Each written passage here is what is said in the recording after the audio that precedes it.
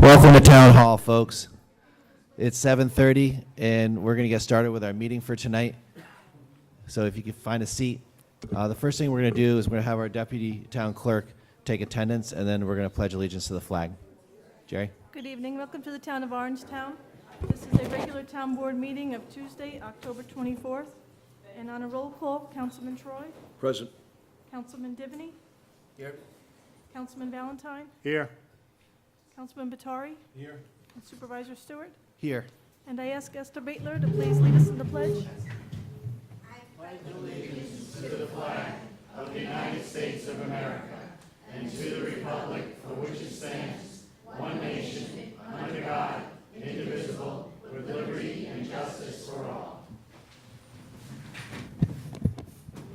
Thank you, Jerry. Just a quick preview of where we're going tonight. Tonight's a regular Town Board meeting. We're going to start with a couple of announcements. We will have our usual public comment period. There should be a sign-up sheet out front related to that, and we'll get that, and we'll start with folks who signed in and then go to raised hands. We also have a special presentation planned that involves a presentation from TRC about their sampling for air quality. And this is a little bit of an unusual situation. It might be challenging technologically, but Dr. Vitrano is going to call in. We're going to call her. We're going to put her on speakerphone, and we're going to take this microphone and direct it through the PA system. We tested it today, and we hope that it'll be clear and audible for anybody who's listening in the room. And but apologies ahead of time. It's not a use that we've ever put through this audio system, so it remains to be seen. And we'll take time to clarify and get as much clarity as we can with that presentation, given the limitations of our audio system for that. So that's just a heads up about that, and we'll talk a little bit about process for getting some questions and answers.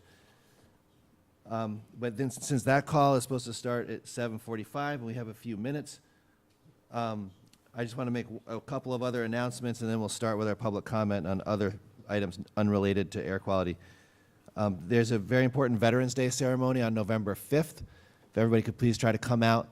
If you're watching us on TV or listening in the room today, the Walkway of Heroes on Leicester Drive is a very important little town park, and it's important for the veterans that we show up. And this year is especially important because it's the 50th anniversary of the founding of that park. And so there's extra care being taken with the ceremony on Sunday at 10 a.m. And we invite anybody to come out and support that ceremony. We're also having a budget hearing on November 14th, so note that. And I wanted to mention as well, although we intended to have some of the kids show up tonight, but we're going to have to schedule that for a couple weeks out. These posters over here were created by an elementary school class at Valley Cottage. Cottage Lane Elementary School, not Valley Cottage. And their teacher and the students are very proud of their artwork, and it's actually being displayed at a number of different locations. The town has it for just about 1 month. And so take the time to look at it. It probably won't be there in a couple of weeks. So I wanted to mention that and thank the kids for that. And we'll have them in at a later date just to be recognized and appreciated for the artwork they've created and the important message about climate change that they're putting out there. So with that, I'd like to make a motion that we open our public comment period. Can I have a second? Over here from Tom Divany. All in favor say aye. Aye. The ayes have it. Thanks so much. And like I said, we have a number of people signed in, and if possible, I wonder how we can do this because I don't know what people are signed in to talk about. If you have a sort of a comment related to the air quality situation that we have a presentation about tonight, I think it would be best if it's related directly to that and the report that we sent around, that you defer until after the report, and then we'll have follow-up. So I hope that is agreeable to everybody. If I could just start off at the top of the list here, we have Regina Black from Pearl River. Blake, sorry, I didn't see the E on the end there. Your penmanship is better than mine, but still missed the E. Welcome, Mrs. Blake. This is in reference to a senior meeting place for the residents of Pearl River. Yep. Now This it's is in working. reference to a senior meeting place for the residents of Pearl River. And there are several people here in the first two rows who are supporting me for this, and they've been here before. I was here last year on December 13th, asking you for the same thing. I was here 15 years ago when I turned 65, asking for a senior center for Pearl River residents. Tom Kleiner was the supervisor then, and now 15 years later, we're still waiting. I've been to many meetings over the past years, and it's still being promised. Every few years it comes up for discussion and gets put on the back burner. Right now I'm 81, and I honestly doubt I'll ever see that center. And I'll need a driverless car if I do. But I do want to thank, I know Eileen Larkin is here, and she's been here at a lot of meetings and talked about senior centers, and Mike Mandel also. You're building a new town hall, because this one was built in 1936 and it's outdated. We've never had a new building, and we'd like one now. Several months ago, I sent Victoria Caramonte, I think that's her correct name? Yep, that's right. Yeah, okay. That's my assistant. Information regarding a center in Eldridge, in Port Jervis, New York, where they had the land, which we have, I think. They applied for a senior-only grant. They got $250,000. They built it, and it's being used for seminars, exercise, Tai Chi, yoga, cards, mahjong, knitting, crafts, and parties. The VFW and others use the building, but seniors have priority for 2 days a week. Your grant writers have requested fields, improving the train station, sidewalks, and many other things.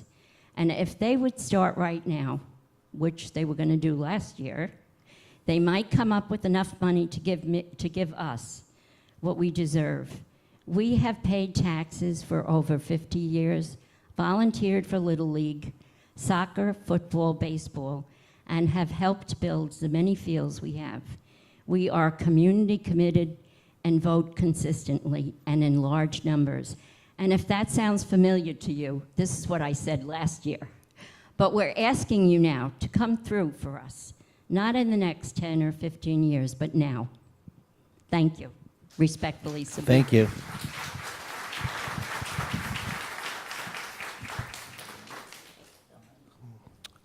Allison Sullivan, you signed in. Do you want to? Okay. So I'm just going to put a little star there so we'll get right back to the top of the list. I've also got Kathy Kelly. Okay. Heather Hurley. Okay, so we're still on air. All right, let me just make sure. Lisa Sheridan. Welcome.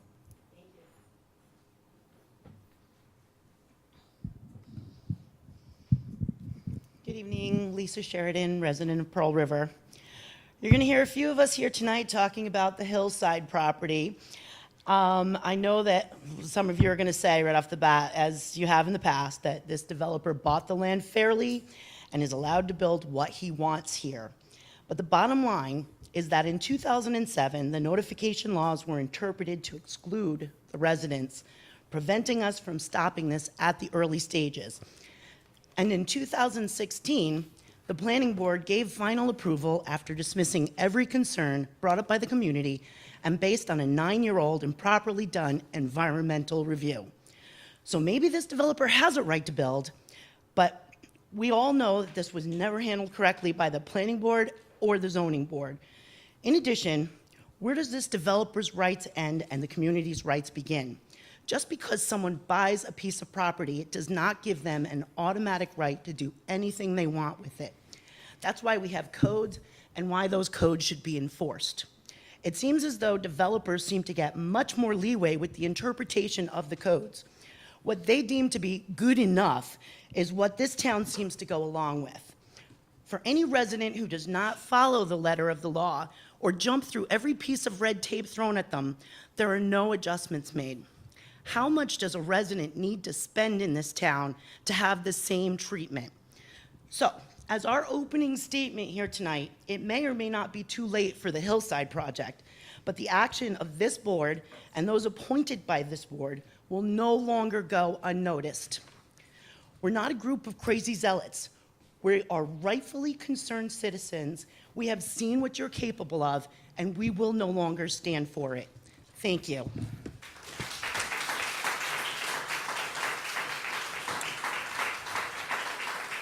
For folks who don't come to meetings regularly, just know that the town board basically sits and listens to comments and then tries to respond and clarify when everybody's finished. Carmel Riley, are you here? There's Carmel.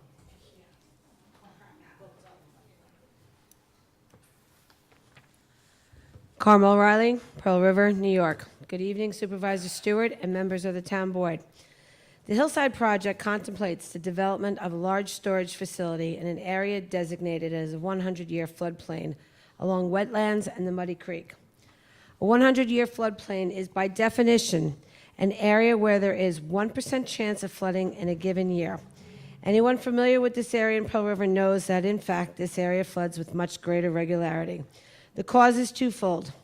Previous development along this area, particularly an expansion of the Letterly Pfizer campus and the Meadows condominium project, replaced natural mechanisms to absorb water, trees and ground cover, with impervious materials such as asphalt that increases the runoff into the Muddy Creek and proportionately the flooding risk. Secondly, we are all aware that we are living in a time of climate change with hurricanes and tropical storms becoming increasingly prevalent in the areas that had previously not been at risk. The designation of this area as a 100-year floodplain is archaic and highly optimistic. For the record, this area has flooded 6 times in the last 20 years. June 13, 1997, September 19, 99, July 23, 2004, July 18, 2005, March 16, 2007, and then again on April 7, 2007. With this in mind, it was irrespective of the zoning, we have to consider the appropriateness of this specific proposed use of the land in a flooding zone. If one was intentionally trying to exacerbate a flooding problem, one could hardly conceive of a better mechanism than in the construction of a storage facility with large continuous areas of building and asphalt and buildings with no opportunity for rain to be absorbed prior to running into the Muddy Creek. In addition to increasing the flooding risk, we also have to ask what will be picked up by that water as it passes through the Hillside Project. How will we know what chemicals will be stored by people in these storage facilities and potentially leak? What about snow melt chemicals that the facility will use in winter to keep their large roadway areas passable? All these chemicals will be washed by water that has no opportunity but to be absorbed into the stream and wetlands, harming the environment. Opposition to the Hillside Project should not be based on subjective criteria such as aesthetics, but on the facts that this particular use of the property will lead to a perfect storm scenario for flooding and pollution and impact the lives of all the people in the area for years to come. We put our public officials, and that means you, whether you get to comment or not right now, and we expect those public officials to pick wisely when it comes to land board use members in place, not because you know how to sign your name on every proposed land use that comes your way, but to exercise the judgment to balance the needs of all in the community. The balance of fact here is clearly against a hillside development. Thank you. Thank you, Carmel.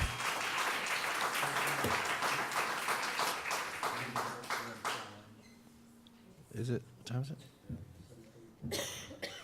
All right, as mentioned earlier, we're going to cut over to our scheduled presentation and then continue with public comment after that. So thanks for your patience with that. I know a lot of folks are here to hear the presentation. All right, just bear with us for a second. 508 420 075. All right, see how this works.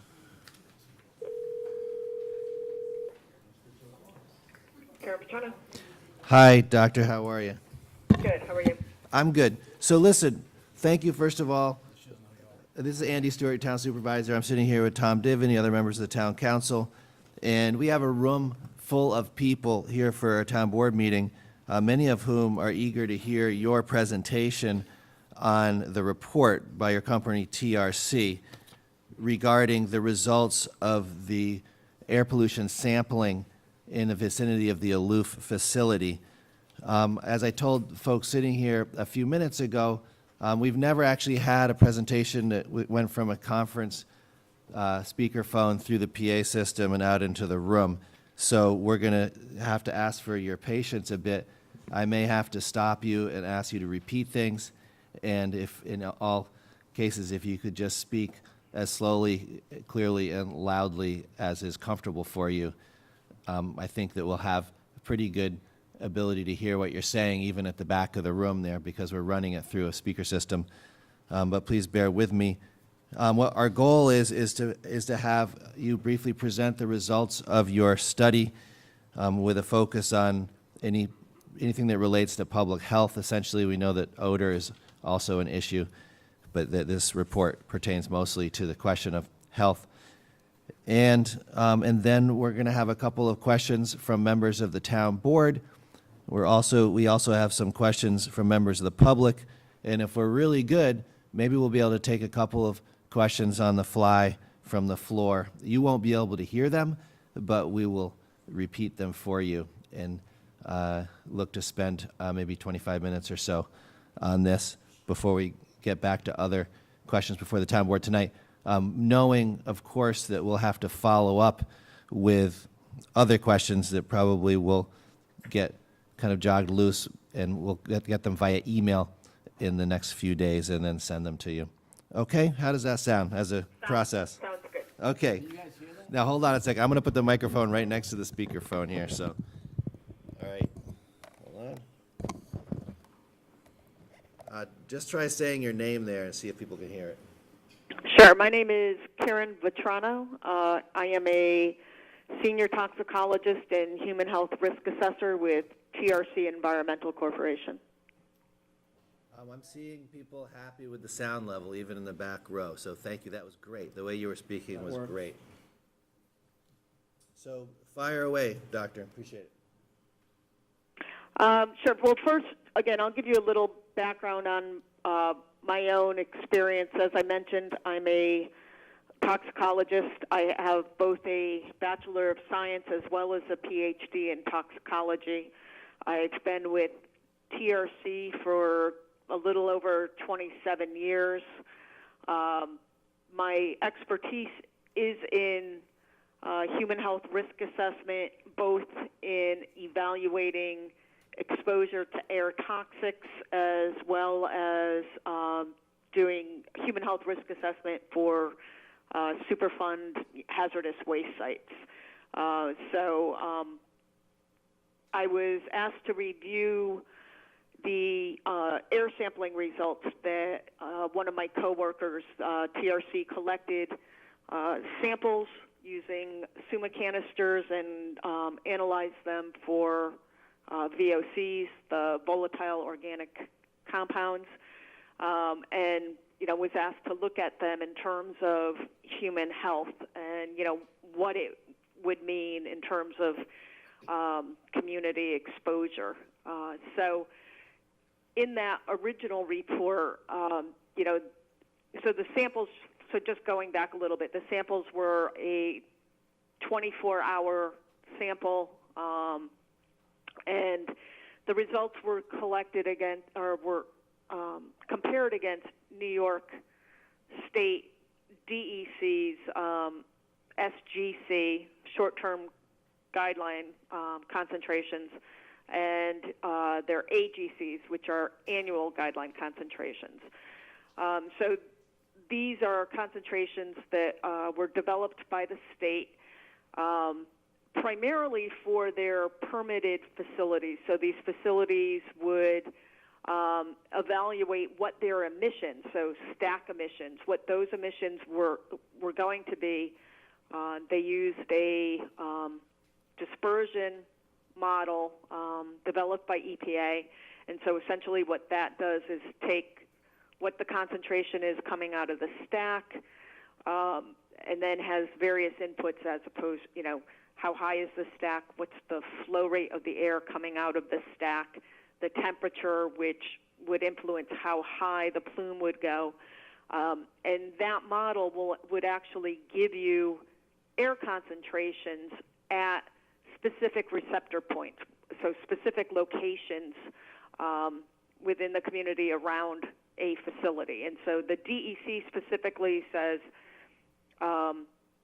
air concentrations from the stack can exceed these SGC and AGC concentrations at the fence line because, before the fence line, that's their property, but after the fence line, that's, the community area. So you can't exceed those concentrations at that fence line. But the SGC, the short-term values, those are based on a 1 hour maximum concentration that's developed from this model. And then the AGCs are an annual, so it's an average concentration over the year. So this report, did some comparisons against these SGCs and AGCs, and unfortunately, I was not consulted prior to the report being written. I was consulted afterwards. The comparison against the AGCs, the annual concentrations, is not really relevant, again, because the samples that were taken were a 24-hour sample. So that's an actual, that's a very short term, whereas the AGC is an average that would occur over the year, and that takes into account all the different meteorology data, different wind directions and temperatures and all that type of thing. So it takes into account that the same concentration is not going to be in that location for the full year. It just takes an average. The better one to compare it to, even though it's, we're looking at a 1 hour concentration versus a 24-hour concentration, would be the short-term value. And what we found was there were four compounds in the report were picked out.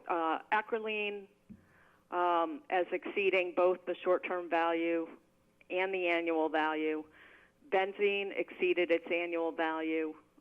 Carbon tetrachloride exceeded its annual value. And then one other compound, hexachlorobutadiene, which was only detected in one sample, and that also exceeded that annual value. But as I just said, really comparing these short-term concentrations to an annual value is, really not the correct comparison to make. So we'll talk about acrolein. So acrolein did exceed the short-term value. However, these samples were taken in the community. So they were taken, I believe, like Murphy Road. Some were taken on the rail trail. What these samples are just doing are taking what is in the ambient air. It's not specifically, specific to the facility itself. It's just what's in the general air.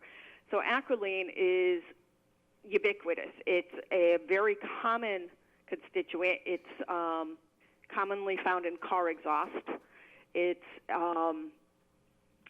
a constituent that's pretty much when you're burning any type of plant material, so wood, any other, burning leaves, any of that type of thing. Granted, these samples were taken in August, so we weren't burning leaves or any of that. But it's cigarettes. So if they're cigarette smoking, there's acrolein in cigarettes and cigarette smoke, environmental tobacco smoke, or secondhand smoke. So it's a very common constituent in ambient air. The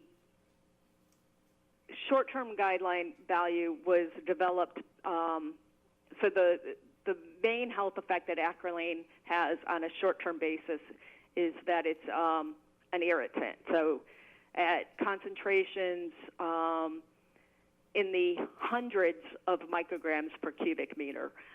It's been shown to cause eye and nose irritation.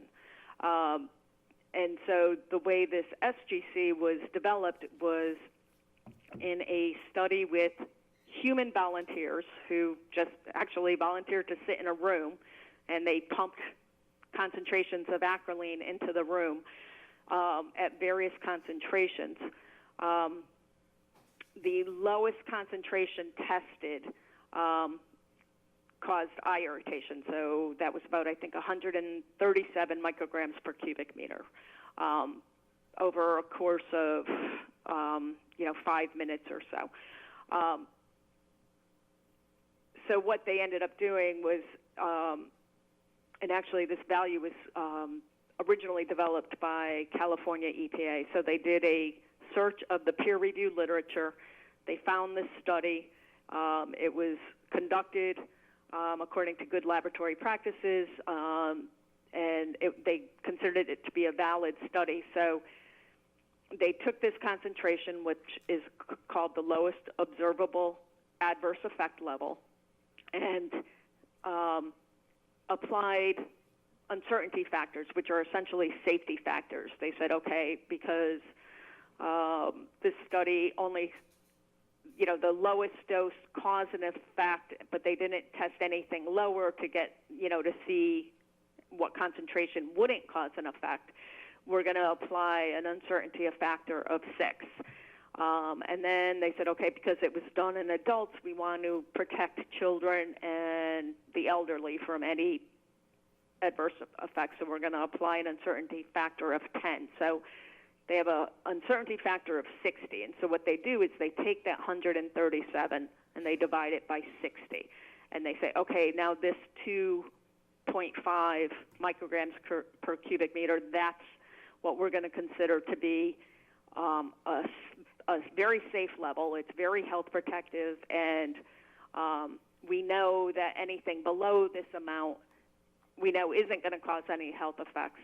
But that's not to say that if you're going to exceed it by 2 or 3-fold that you will see some health effects, because they've applied a safety factor of 60 from, an effect that they said that they actually saw something happening. So some of our samples we exceeded the SGC by 2-fold. But again, because acrolein is a common air contaminant and is commonly found in car exhaust and, burning of, plant material, it's common in, if you're burning oil for heat, that type of thing. What the ATSDR, which is the Agency for Toxic Substances and Disease Registry, which is part of the CDC, they compiled what the background concentrations were across the United States. And, where we are, I'm sorry,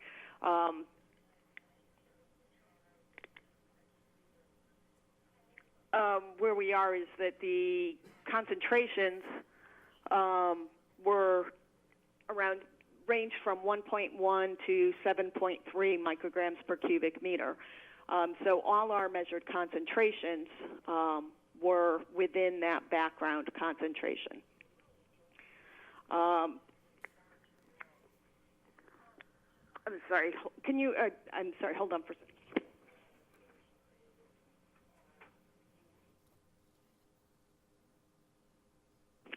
My apologies. I'm in my office and I have another phone that tends to talk to me, and so I was getting we had a call coming in. So, okay, so going back to that. So the background concentration ranged from 1.13 to 7.3 micrograms per cubic meter. So we're well within what's commonly found within background concentrations. The other 3, benzene, carbon tetrachloride, benzene, again, commonly found in it's in gasoline, it's emitted in the exhaust and through evaporation of cars. So it's another common ambient air constituent. The U.S. EPA, measured average concentrations in New York State that ranged from 0.33 to 0.91 micrograms per cubic meter. Again, we're all well within, and that's on, again, that's a background concentration. Our measured concentrations were well below that. We were only at, 0.3 to 0.5 micrograms per cubic meter. The short-term values were in the, around 1,300 micrograms per cubic meter. Same type of thing with carbon tetrachloride, well below any short-term values and well below any ambient air concentration, background levels as well.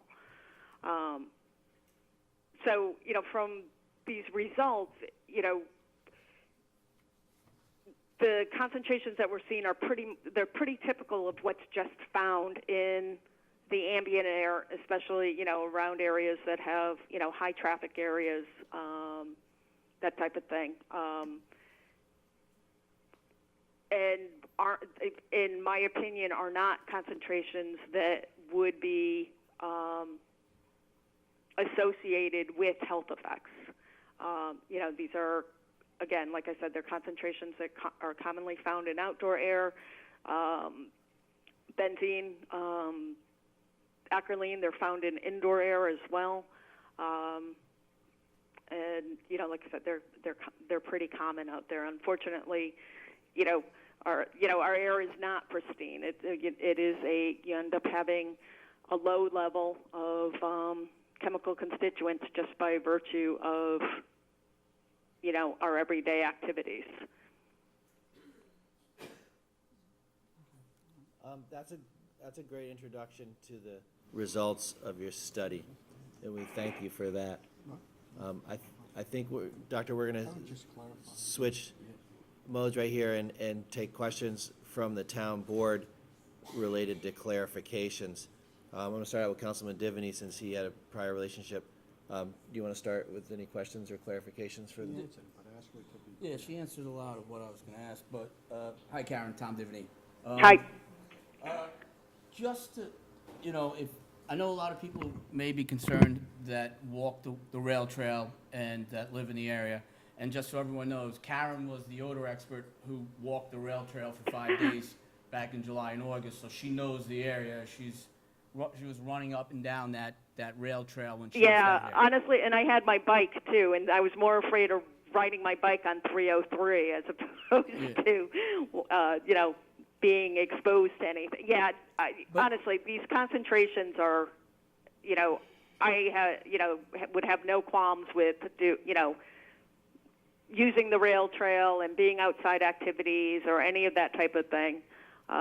What about if you live in around Murphy Quarter on Arthur? No, again, these concentrations are they're what's in the air already. Nothing that we saw, would be so. When I was getting back to describing how the state uses these AGC and SGCs by using measuring what comes out of the stack and using the dispersion modeling. From what I understand, that was done for the facility, that there were, emissions were measured coming out of the stack, and the air mod model, which is the dispersion model, was applied to these emissions. And acrolein ended up being was the common denominator between that study and what we did. I don't believe that they looked at some of the other ones that we analyzed for, but acrolein was in that analysis. And the concentrations coming out of the stack and going through the model did not exceed either the SGC or the AGC concentrations. So, which indicates to me that, the concentrations that are being found in ambient air are more as a result of common everyday activities such as the traffic, et cetera, versus what's coming out of the facility stack. So, yes, maybe, your concentrations, you may be higher than an annual concentration, but again, it's still, these are concentrations that are developed using large safety factors. Just because you exceed them doesn't mean that there's going to be a long-term health effect. And again, it's background, which means it's something that's going to be there consistently. It's not something that can be cleaned up unless, you deem that area that the city goes to, all electric cars and, you're not burning gasoline or oil or wood or any of that type of thing.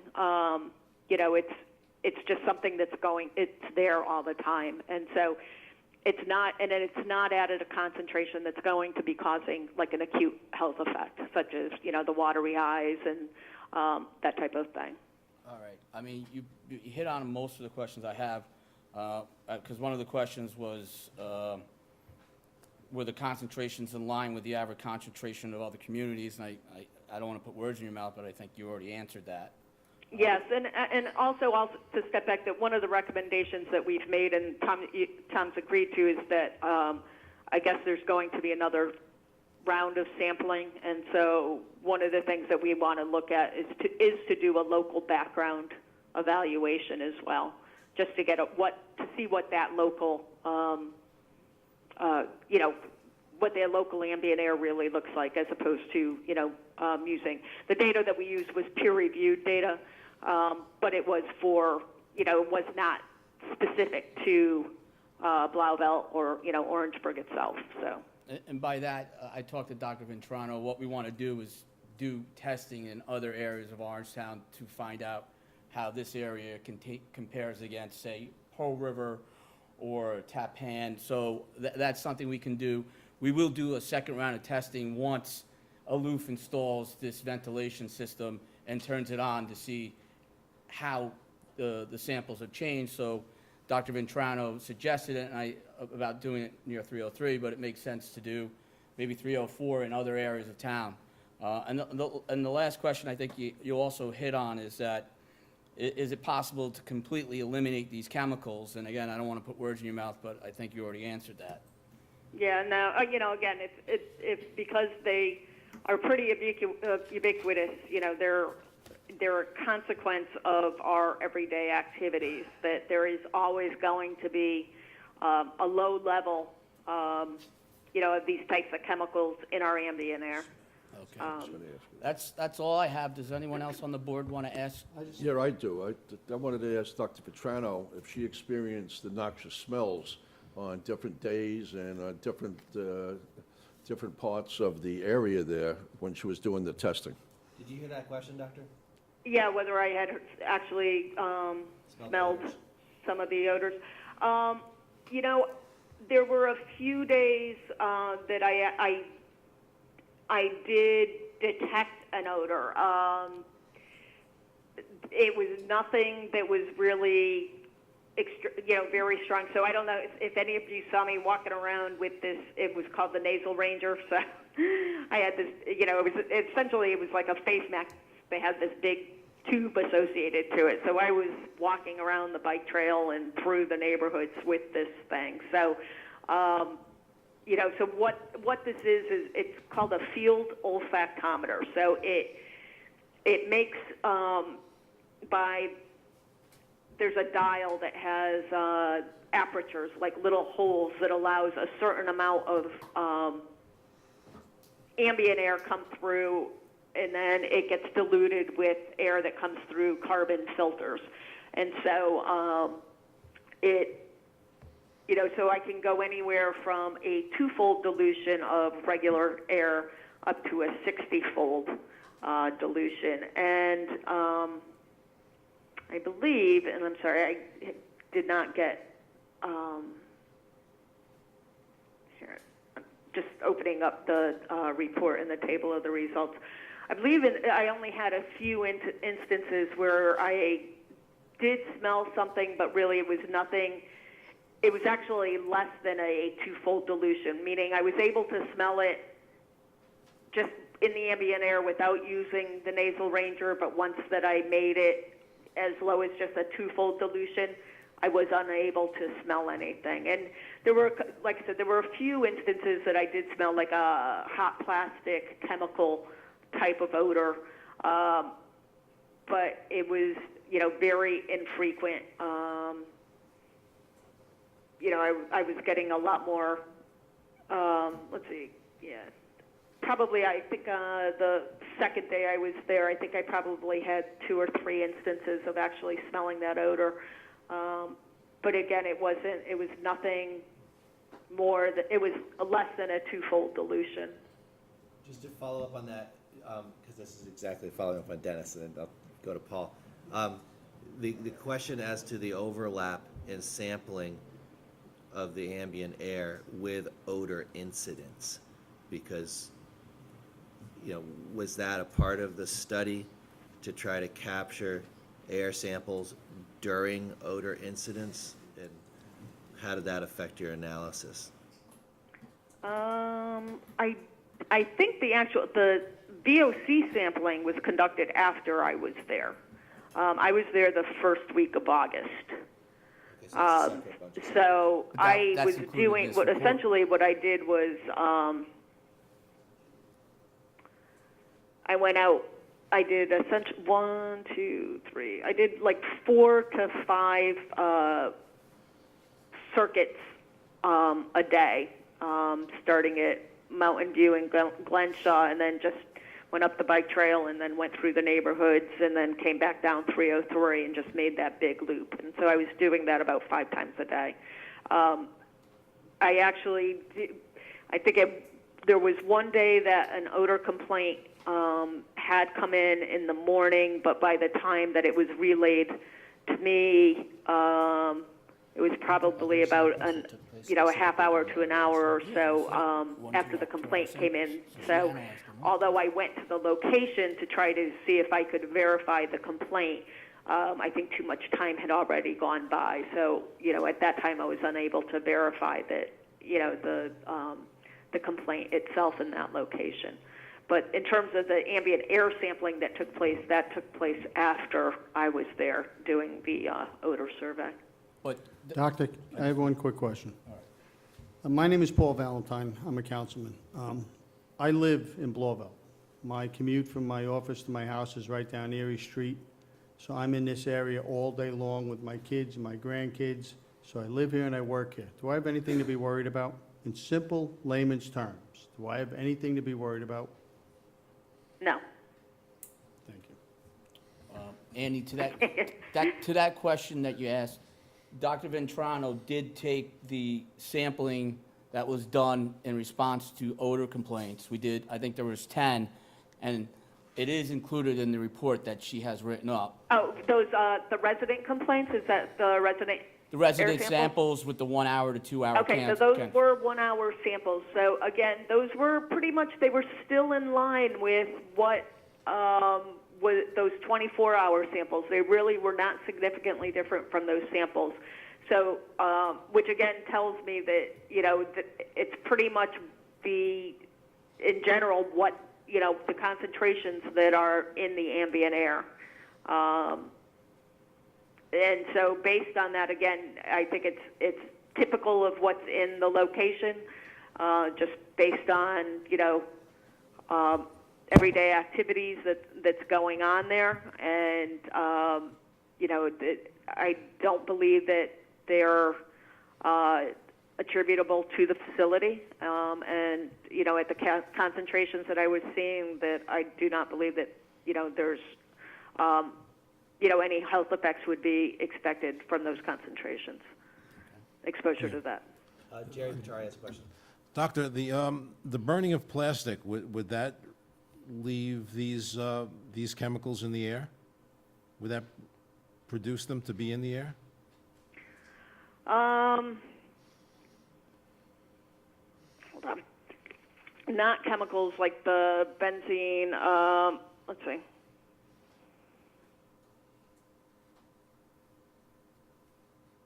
So according to, ATSDR,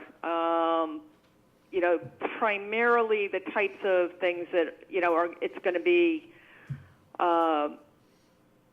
yes, it can be formed from burning tobacco, wood. It does look like some plastics, gasoline, diesel fuel, wax.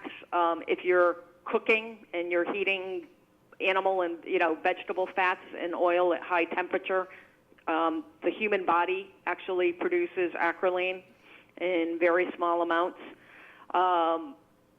So again, but this is, when we're talking about burning plastics, this is more like an actual fire, when it's so that, and plastics are being burned in an actual, As opposed to melting? yes. Okay, so then the ambient air would not have any odor in and of itself that would be detectable. Well, again, odor, and this is, just odor generally, the human nose is a very sensitive instrument. And so, people can, detect very small concentrations of, of a compound that can actually even be below detection levels of an instrument. But just because you can smell it does not mean that it's going to be toxic. And so, so it is two different things. So I'm not saying that, you're not smelling anything. When I was there, it just happened that, I wasn't detecting anything when I was doing those fruits. And I believe that one odor complaint that day was the only one that came in that week that I was there. So, I just happened to have gotten a week that, wasn't a big odor impact week. So I'm not saying that there's no odor impacts. I'm just saying that when I was there, I didn't detect anything. And again, in terms of odor's the other hat that I wear. I've been doing odor at TRC for 25 years, and I actually manage the odor control and measurement group, and I have a lab in our Windsor, Connecticut office. So I do both. And, so what I'm saying is that the air concentrations that were measured, are within background that have been, documented, across the United States, as well as within New York State. There, in the case of the benzene and carbon tetrachloride, there's way below concentration, short-term concentrations that would be expected to cause a short-term health effect. The acrolein is only about 2 times higher than the SGC. So again, it's not at a concentration that it would be expected to, you'd expected to see any effect because, again, what was seen in, normal volunteers was around 140 to, 180 micrograms per cubic meter. So from the data, the air sampling that was done and that data, there's nothing in that data that's jumping out at me that's saying, that there's going to be a health issue related to these air concentrations. Okay, thank you. Thank you. All right, you got the questions from... I have a set of questions. I'm going to defer my own and just hit this list because and we'll do a few of them, and then we're going to have to follow up. But I'm just going to give brief answers if possible. The first one was just to explain a bit about how data collection works. How did you collect the ambient air data? Well, I wasn't involved with the sampling. I believe they used SUMA canisters, which it's a canister that's under negative pressure that has a valve on it that it's set to release, or it's set so that a certain amount of air comes in over a designated time period, which I believe was 24 hours. Once that time period's done, the valve is closed, then they're sent off to a lab for analysis. and then, we receive the data from the lab. Okay. Just skipping down a little bit here, I think you mentioned this before, but the question of cumulative impact of in terms of health effects from the combination of pollutants together is one question, and then cumulative over a lifetime of residency in the area is another question. If you could just touch on those each briefly. Well, okay, so when we do human health risk assessments, we actually, backing up, there are no studies that have analyzed a mixture of constituents, just because you can never predict what specific chemicals are going to be in that mix. Okay, so when we do a human health risk assessment, we assume that the health effects are additive if it's a non-cancer type effect. So we have a concentration that EPA has come up with that says, okay, below this amount, somebody can be exposed to this for a lifetime, 24 hours a day, for a lifetime, and not expected to, experience any health effects. And so what we would do is then compare what the concentration is to this, essential safe dose, and then say, okay, how many, is it below this number or above this number? If it's above this number, we calculate a ratio. Is it 2 times? Is it 3 times, et cetera? So if we're looking at short term, we can do the same type of thing. So these concentrations, again, acrolein was slightly above the short-term value of 2.5, so we're somewhere around, we're about 2.5 times, the SGC. But again, we're looking at background, so you can never clean up background. And because of that safety factor that's built into it, we can, be pretty assured that, it's going to be at a concentration that's not going to be causing a health effect. It's not a bright line. It's not saying you go over it, you're going to be sick, It's just saying that we know if you're below it, you're definitely not going, we know there's going to be no health effects, and we've built in a safety factor to this number. So even if you're a couple times higher, you should be, it's going to be okay. All the other compounds didn't, like I said, benzene and carbon tetrachloride, their numbers are in 1,300 and 1,900 micrograms per cubic meter, and we're at less than a microgram. So there's no short-term effect associated with those at all. And again, in terms of the lifetime exposure, these numbers are calculated for to be at a 1 in a million cancer risk. So EPA considers a range from 1 excess cancer risk in a million to 1 in 10,000 to be acceptable. The current cancer risk in the United States is 1 in 3. So we're talking, so if you look at it in decimal points, it's, 1 in 3 is 0.33, right? So if you go out to a million, you're going to add another 4 zeros and a 1, and that 1 is that 1 in a million cancer risk. So you're not even, in terms of rounding, even affecting what that, based on that 1 in a million cancer risk, would be affecting the normal cancer rate in the United States. So that's very protective. Again, none of these numbers are below the, carbon tet and benzene were above the AGCs, but they were, they were still, which is calculated at 1 in a million, but they were still within the acceptable range of that 1 in 10,000. So if we were doing a risk assessment on this, we would still say that it's within an acceptable, probability that there would be at least, there would be an excess cancer risk associated with this exposure. But again, it's background. It's ambient air, that's something that's always going to be there. It's something that everybody lives with every day. There's always going to be an associated, just a background mix that everybody's exposed to Quick question. based on cars and that type of thing. A follow-up question, thank you for that. It just has to do with children with respiratory conditions or other people who might be more sensitive to, would these results have any implications that are different for, say, a kid with asthma or someone else with a respiratory condition?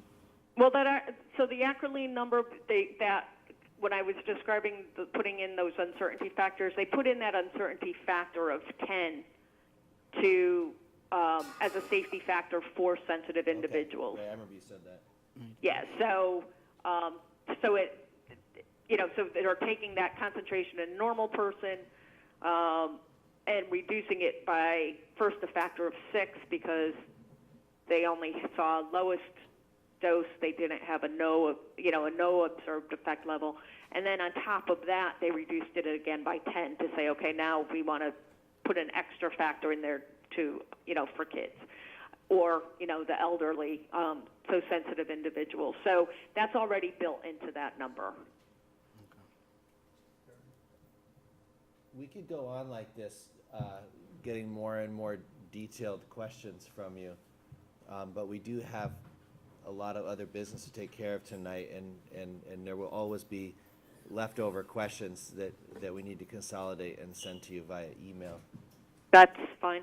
So I want to leave off there, but I do want to make good on my promise to our guests tonight to allow for at least a couple of questions from the floor, knowing that you're not going to be able to hear them very well at all, and so I'm going to have to repeat them.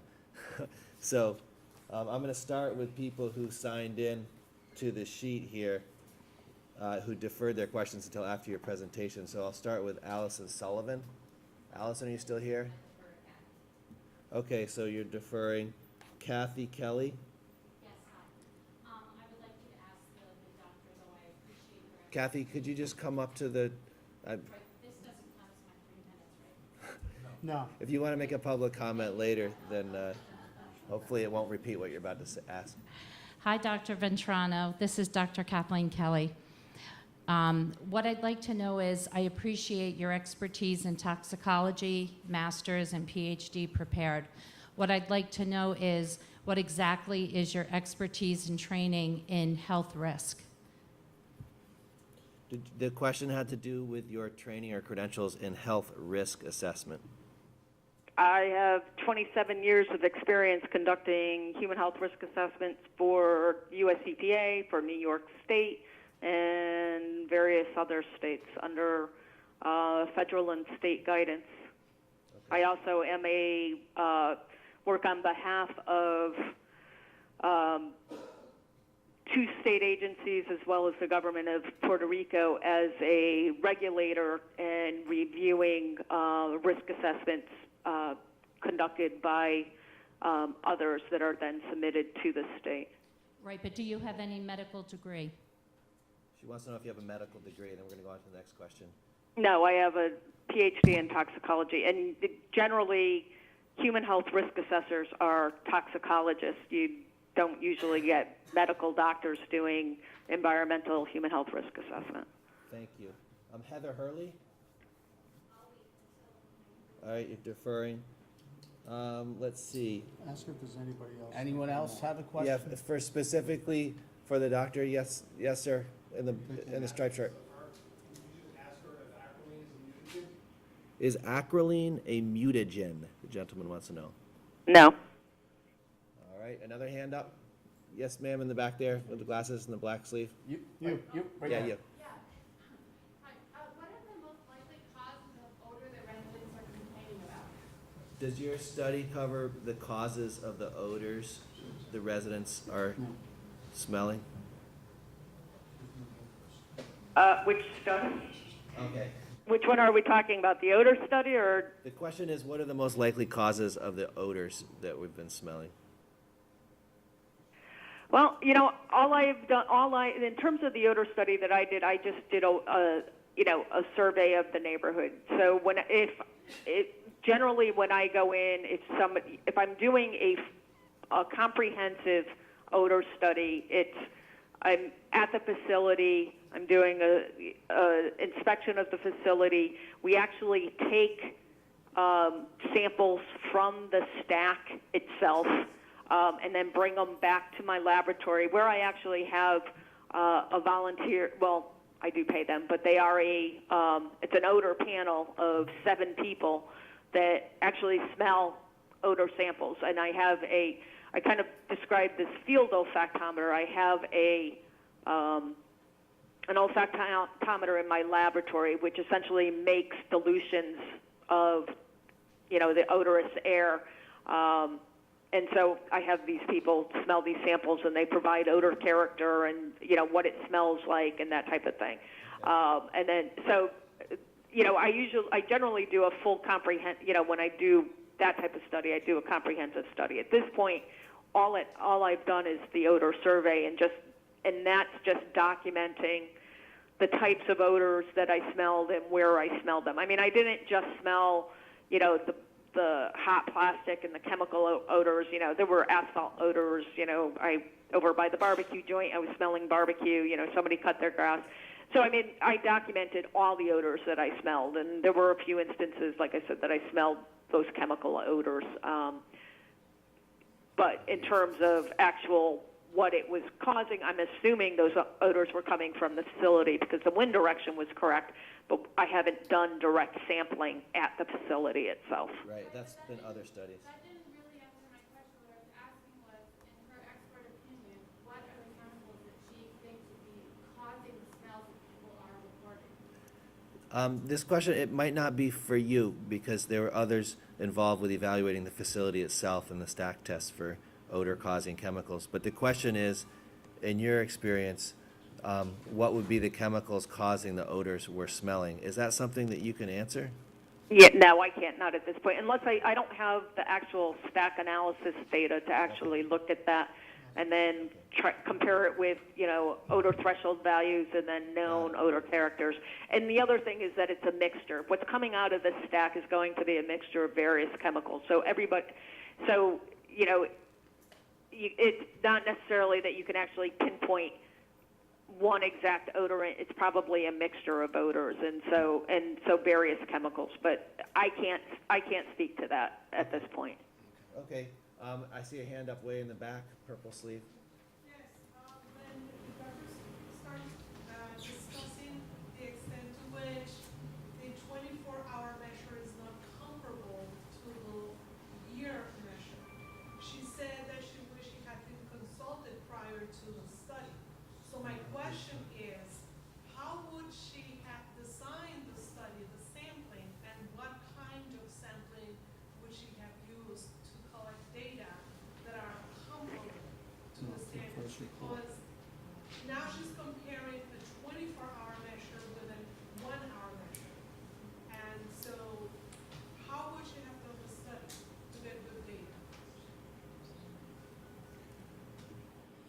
I think I'm not going to speak for the doctor, let her speak for herself. Yeah, I'll let you take a stab at this question.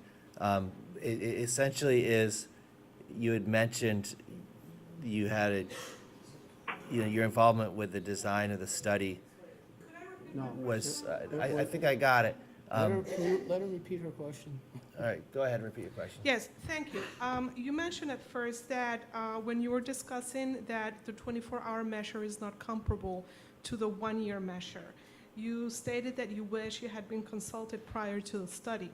And so my question to you is, how would you have designed the study and the specific sampling, particularly because you're now comparing data to 24-hour sampling data to 1-hour thresholds. So how would you have designed the study to get data that are comparable to the Okay, I got it. Yeah, and just to clarify, it wasn't that I would have changed the design of the study. It would have been what values that they would have picked to compare them to. So I would not have compared them to the annual values because it is a short-term study. Again, the SJGCs and AGCs were never developed to be used for somebody to go and collect a sample, such as a SUMA sampler, for ambient air, and then and to be kind of used in these kind of ways. These values were developed to evaluate stack emissions from a facility for based on permitting processes. But because they're generally health-based, and so they're based, it's a New York State developed number for a short-term exposure and an annual exposure, it kind of gives a, it's a number developed by the state. So what I was saying is I would not have done the comparison with the annual numbers just because it is a short-term study. There's no way to act, I guess technically there would be a way to take an annual average that, but it's going to cost you, it's going to be, it's cost prohibitive as well as, technically it may not be feasible to actually somehow do a full 1 year monitoring, of collecting annual data. So, I know like the state does have, as well as the federal government has set up in specific areas, an air quality control system where they do take daily measurements of specific compounds. In fact, the benzene, the numbers that I was cited for the benzene study, those were EPA air quality system values taken from New York. So, so it would be, you'd have to do continuous monitoring and then, get an annual average at specific locations. And, for this type of study, it's not feasible. So again, it wasn't that I would have designed the study any different. It was just that I would not have taken those numbers and compared them to the annual numbers. So hopefully that clarifies that issue a little bit. Yeah, thank you for that. Another question from the floor. I'm going to go with the gentleman right in front here in the blue T-shirt. You stated in the beginning that these were normal samples, but you only stated one time in the beginning that they were normal for high traffic areas. But how is it high traffic area on the rail trail in our schoolyards? I mean, that doesn't make sense to me, that test for a high traffic area, and there's never been testing for high traffic areas, you said. But like, what about all the studies in the Manhattan bus terminals and stuff where they found that the air quality had negative effects and stuff? I don't understand when you say there's no studies that have taken place. That doesn't even make sense to me. And I don't understand how it's a high traffic area in these points. So did you get the question, Doctor? Parts of it. Okay. It has to do with the background, what is considered to be a normal level of contamination with regard to a community like ours. Mm-hmm. You may have used a phrase like high traffic area. I don't think I used high traffic, but I might mention traffic. A bus depot where there's much higher exposure. So the question, I think, is, relates to, when you looked at those baselines for the normal level of contamination in the air, what is that normal? Would it include something like a bus depot, or is it a suburban environment with a nearby highway like we live in? Well, there was a mix. Like, I believe when I was talking about the carbon tetrachloride, that was a rural background number of 1 microgram per cubic meter, and you're below that. Let's see. I'm sorry. Let me just go back to my text here. So just to clarify, the background level that we're being compared to, would that bear any resemblance to a bus depot or a heavily urbanized area, or do they have a different normal? What I presented was a range. So, for example, from the benzene, it was a range from 0.33 to 0.91. So, so the values that I presented were a range. Again, same thing with the acrolein. They don't provide, this came from a specific, location. They provided a range. So I can't tell you exactly at what particular. It would have been taken from it wouldn't have been taken at like a bus depot or, you know, an urban tunnel or something to that effect. It would have been a measurement of ambient air. So, and it would have been across a range of types of locations, from rural, suburban, as well as an urban location. Okay. I'm going to take two more questions. I'm going to go with Eileen Larkin, since she's such a regular here and can be counted on to ask something that other people want to hear. And then we're gonna do one more, and then if the town board is okay with it, we should probably move on with our meeting and accept emailed questions that we will consolidate and send to the doctor. I'd like Yes, to ma'am. ask the doctor that the time she did the time frame that she did the studies, was Aloof running at 100% activity during that week? And were they aware of the fact that she was there doing these studies? Because I think that's important to know what was going on at Aloof during that time frame. I believe she said she did it in August, which to me as a vacation time is kind of a low in the world of business that they, so I'd like to know if Aloof knew that she was in the area and if they were at 100% production. Thank you. Could you hear that? No, I did not. So the question has to do with the concern that Aloof may have been able to manage their emissions if they knew there was sampling going on. Are you aware if the sampling that took place was, what the level of activity in terms of Aloof's manufacturing activity was during that period, whether they had any In terms, so the VOC sampling?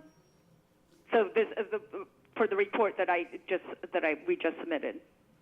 I know there's been several efforts at sampling. So there's the odor report, which we talked about when I did the walk around, or the VOC sampling, the ambient air sampling. That one, the ambient air. Okay, so again, to clarify, I was provided the report after it was submitted already to the town. I had no input at all with, you know, timing or anything. So I don't believe that TRC had contact with the facility to let them know that sampling was going on. I know I didn't have any contact with the facility when I was doing the odor surveys. I talked to nobody at the facility at all. So, and I'm not aware that TRC had contact with the facility when they were doing the ambient air measurements, because we did not take any samples on the facility property at all.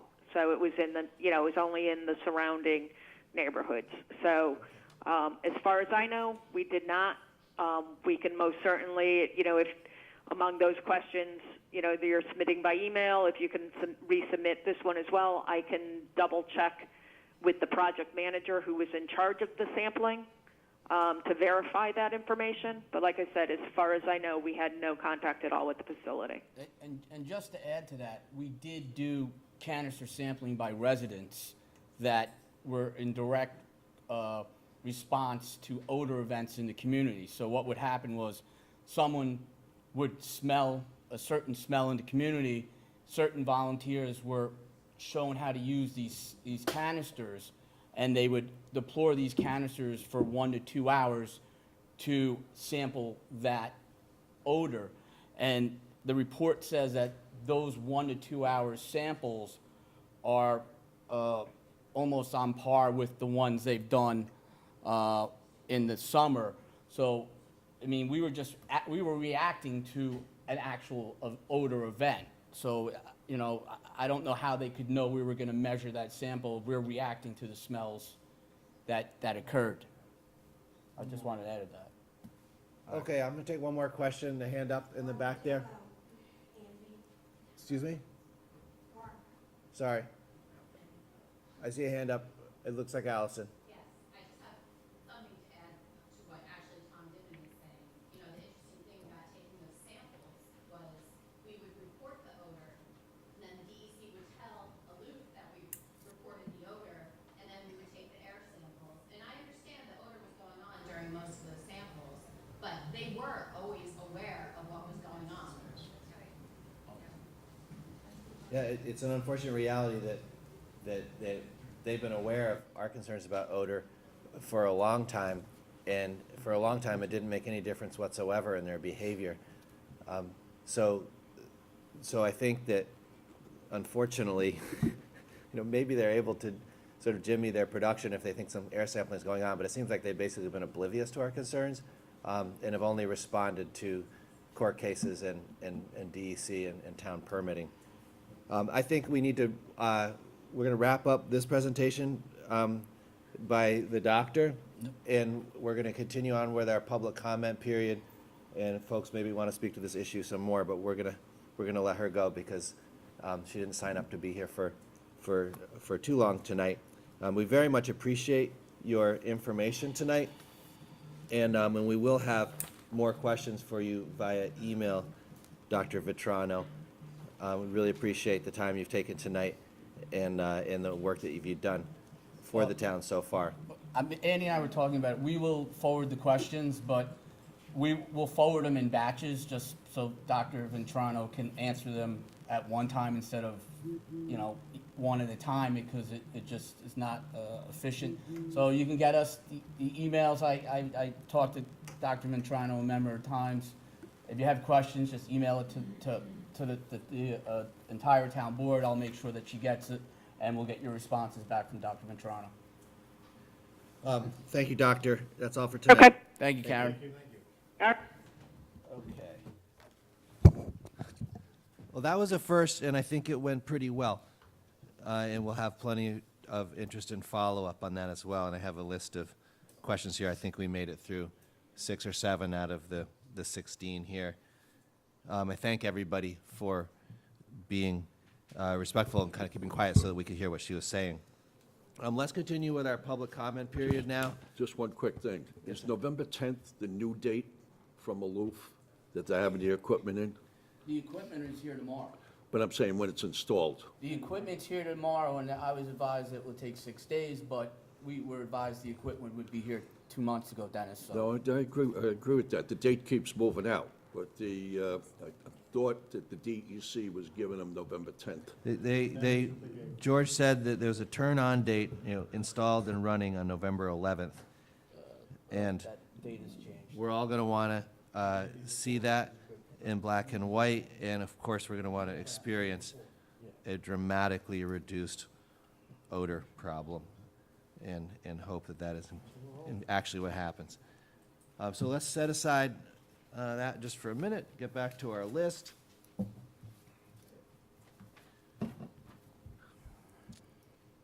All right, I think we had Regina Blake spoke already.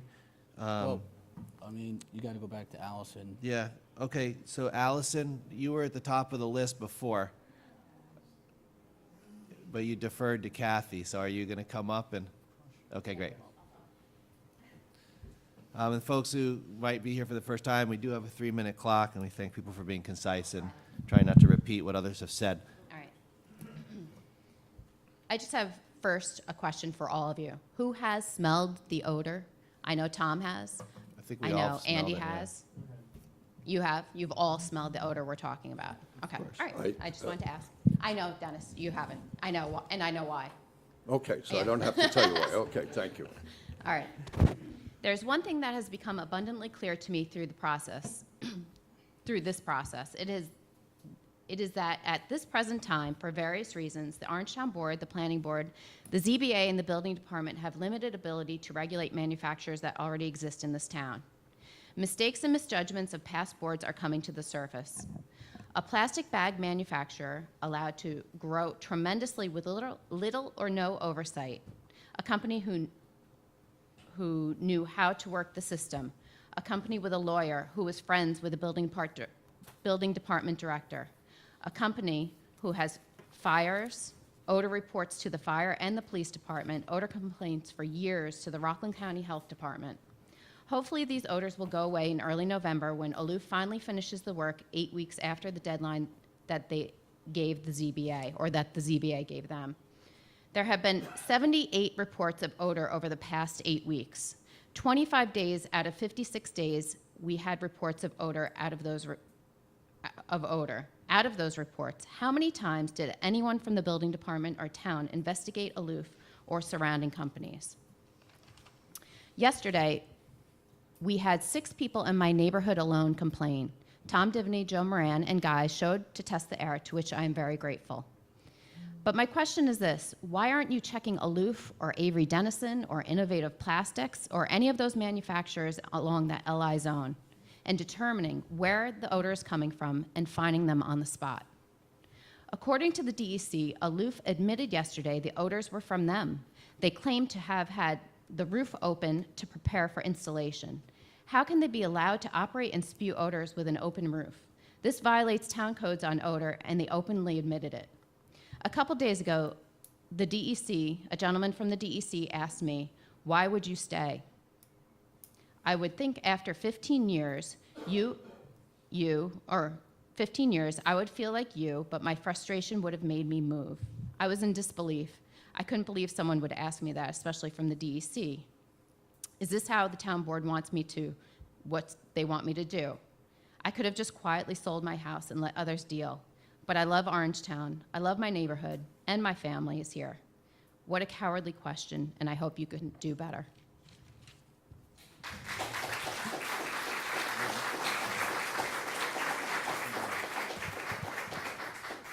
Heather Hurley?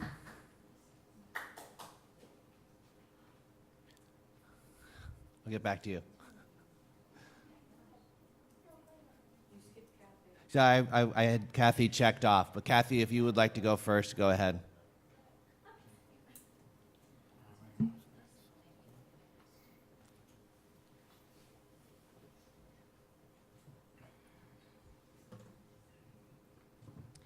Kathleen Kelly, Pearl River, New York. So when Dr. Ventrano was on the phone, she stated that the concentration of acrolein, after she did her calculation of dividing by 60, was 2.5 micrograms per meters cubed, but that some exceeded 7.3 micrograms per meters cubed.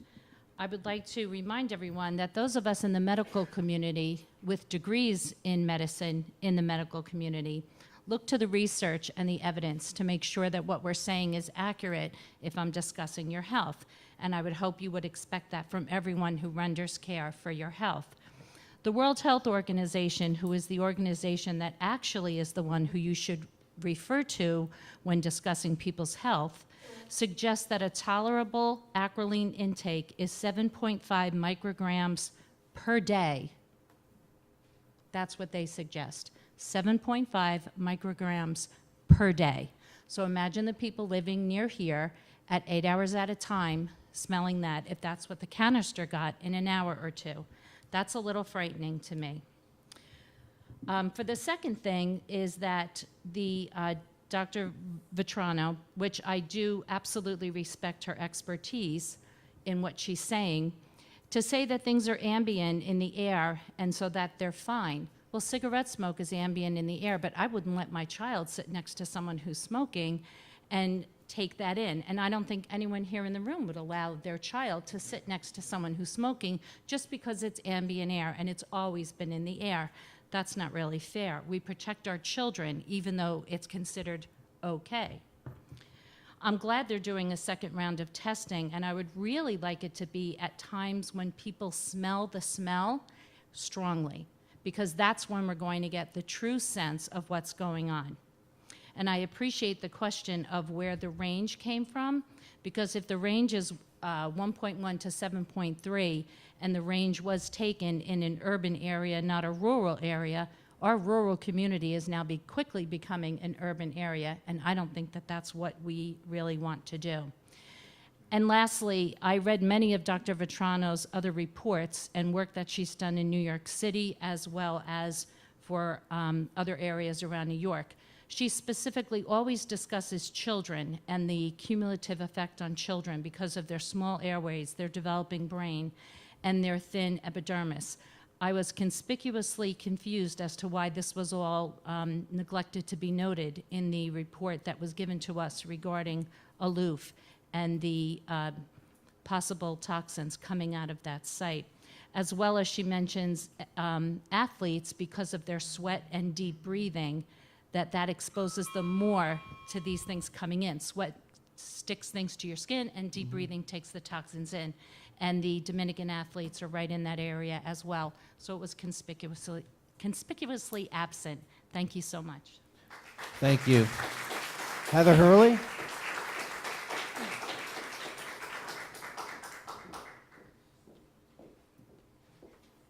Good evening, Town Board. Heather Hurley, Pearl River. First, I want to thank Dr. Vetrano for her preliminary analysis regarding the results of the TRC air sampling.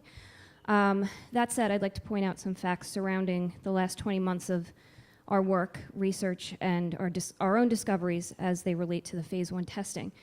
Dr. Vetrano said about 3 times that it was not attributed to aloof, the acrolein. Acrolein has been identified in the stack test as specific to aloof's manufacturing by the New York State DEC data with concentrations which exceed the New York State DEC short-term and annual guideline concentrations. George Swiker of the DEC said, quote, "The stack test showed acrolein, and so did the town's TRC ambient air testing. Also," he said, quote, "is produced when the plastic is extruded at high temperatures." In the TRC initial analysis received on October 13th, 2017, page 15 states, TRC suggests air sampling for aldehydes in accordance with US EPA method TO11. The objective of conducting air sampling specifically for aldehydes would be to, 1, determine the presence and concentration of aldehydes in the air surrounding aloof, and 2, to confirm whether or not aldehydes from aloof are contributing to the odors detected by residents. In September 2016, I personally addressed this issue and advocated for aldehyde testing because the first round of DEC canister sampling in September of 2016 did not include certain chemicals, aldehydes being some of them. The New York State DEC also suggests now that testing for aldehydes be done.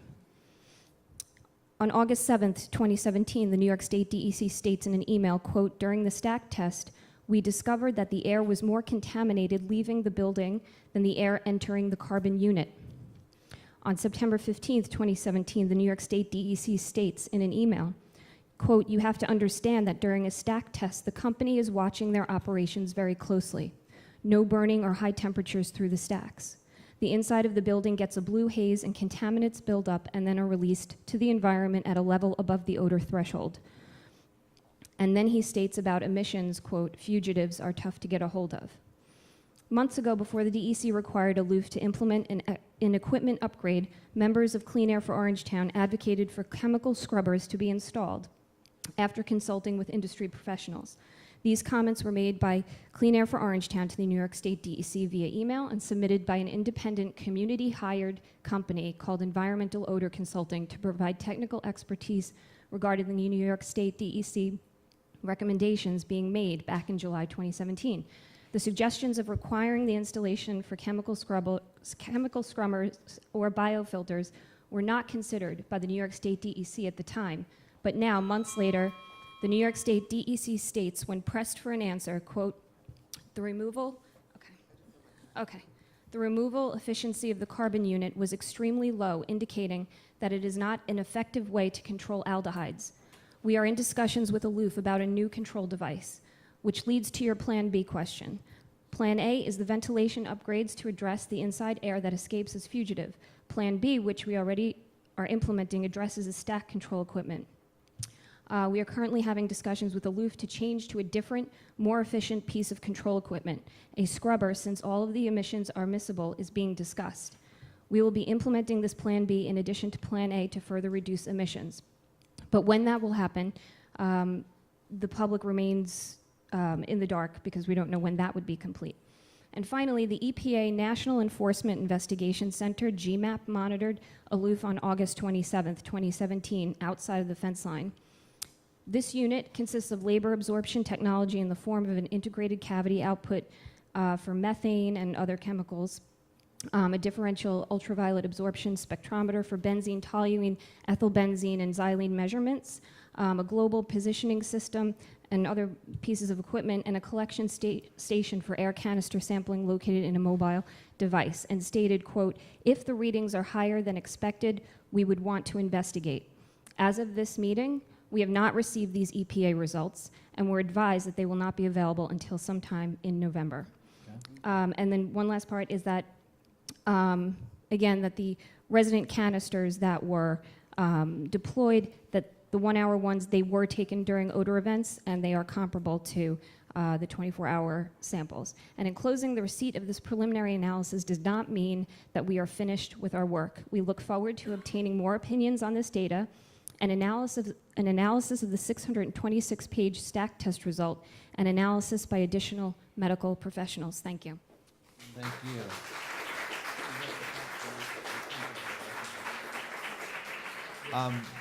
I've got Meg Scrappitz. Meg?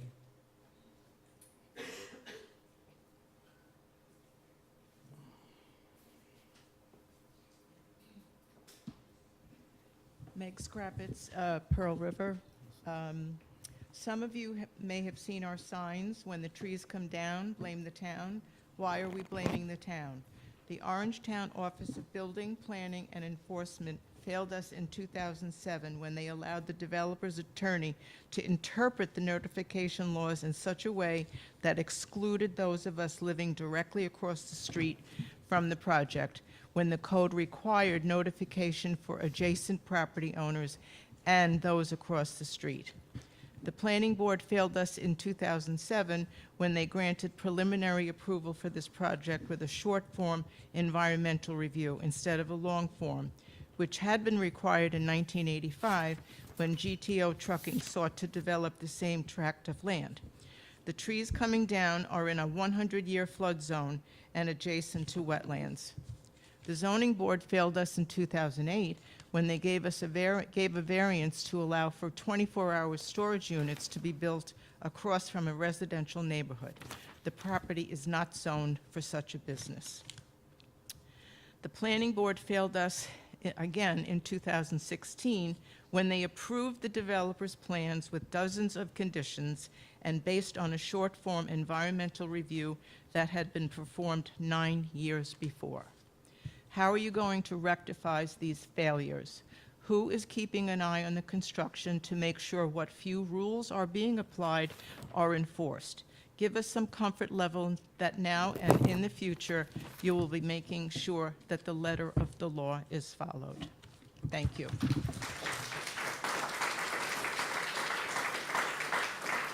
Esther Baitler, please.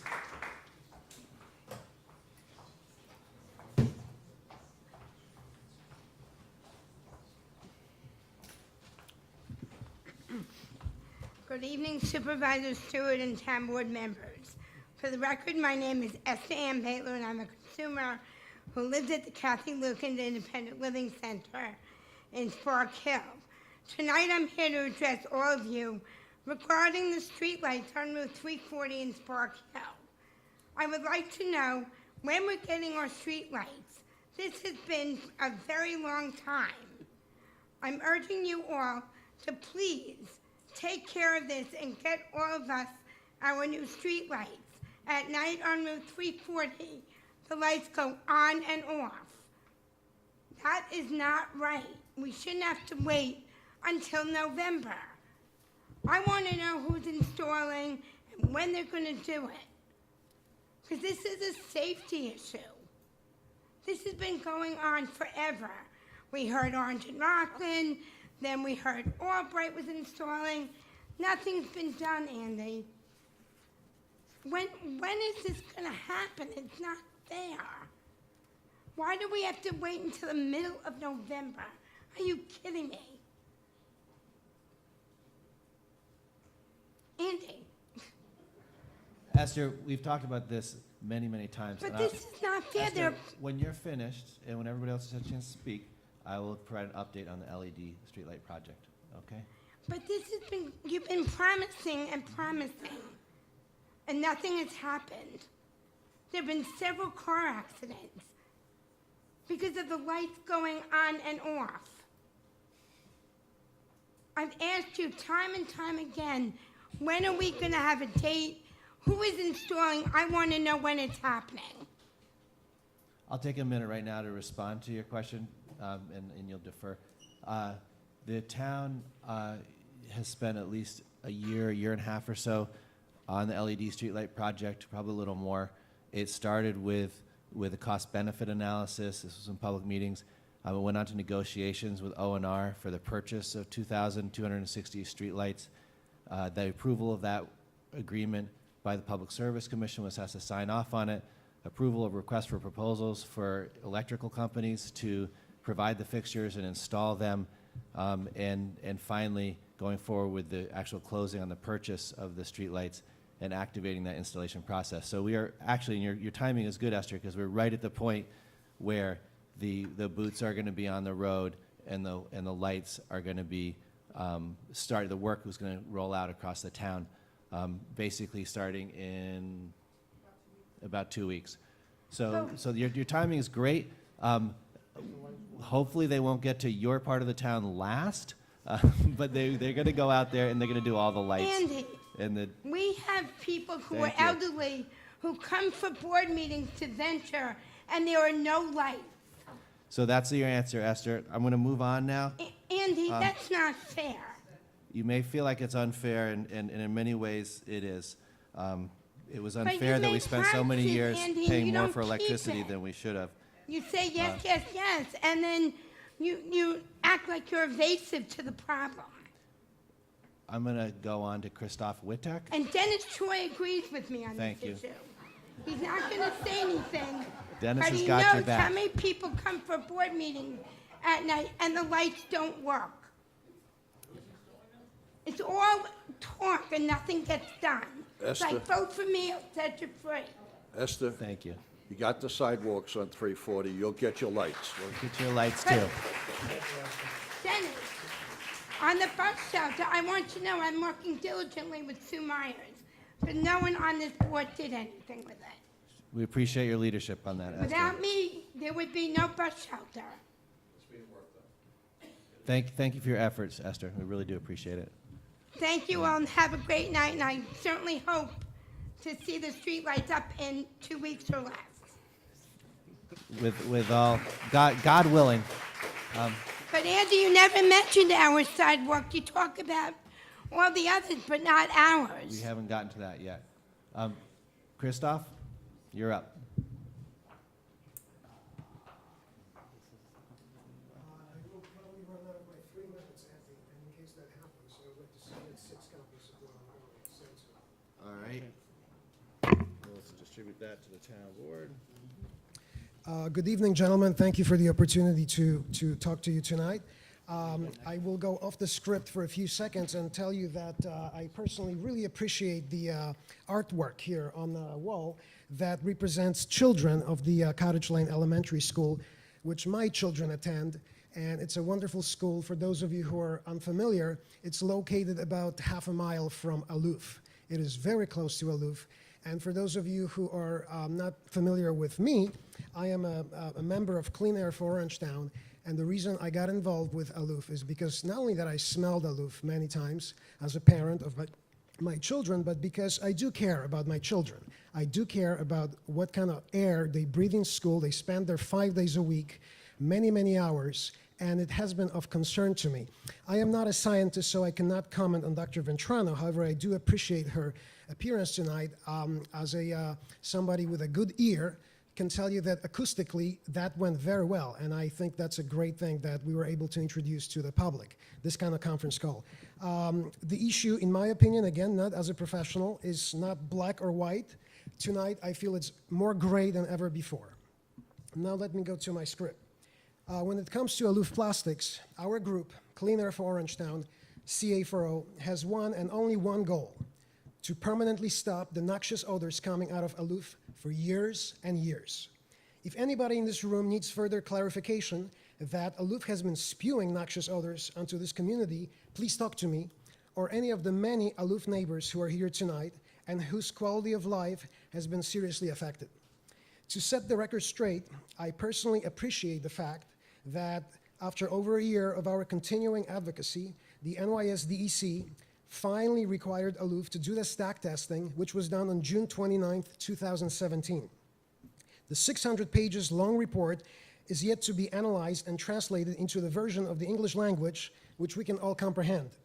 We're awaiting for a full and unbiased scientific opinion on that important document that, among other things, analyzes the specific VOC compounds as well as aldehydes such as acrolein, which are common out of the stacks. In an email to CA4O dated October 12, 2017, George Swikert, who you already heard about, the Region 3 Air Pollution Control Engineer states, Heather quoted some of it, "You can see from the first run of the repro line, there was a problem. Outlet concentration higher than inlet. This was caused by the boost pipe using indoor air. The removal efficiency of the carbon unit was extremely low, indicating that it is not an effective way to control aldehydes. The stack test results show that the carbon bed is controlling emissions at a very low rate. We are currently having discussions with Aluf to change to a different, more efficient piece of control equipment. A scrubber, since all of the emissions are miscible, is being discussed. I also personally appreciate the fact that the town has hired TRC Solutions to conduct ambient air testing. And I just feel it's important for the public and for the town board to be reminded that I have done the research into TRC Solutions myself over a year ago. I have been talking to Tom about it many times.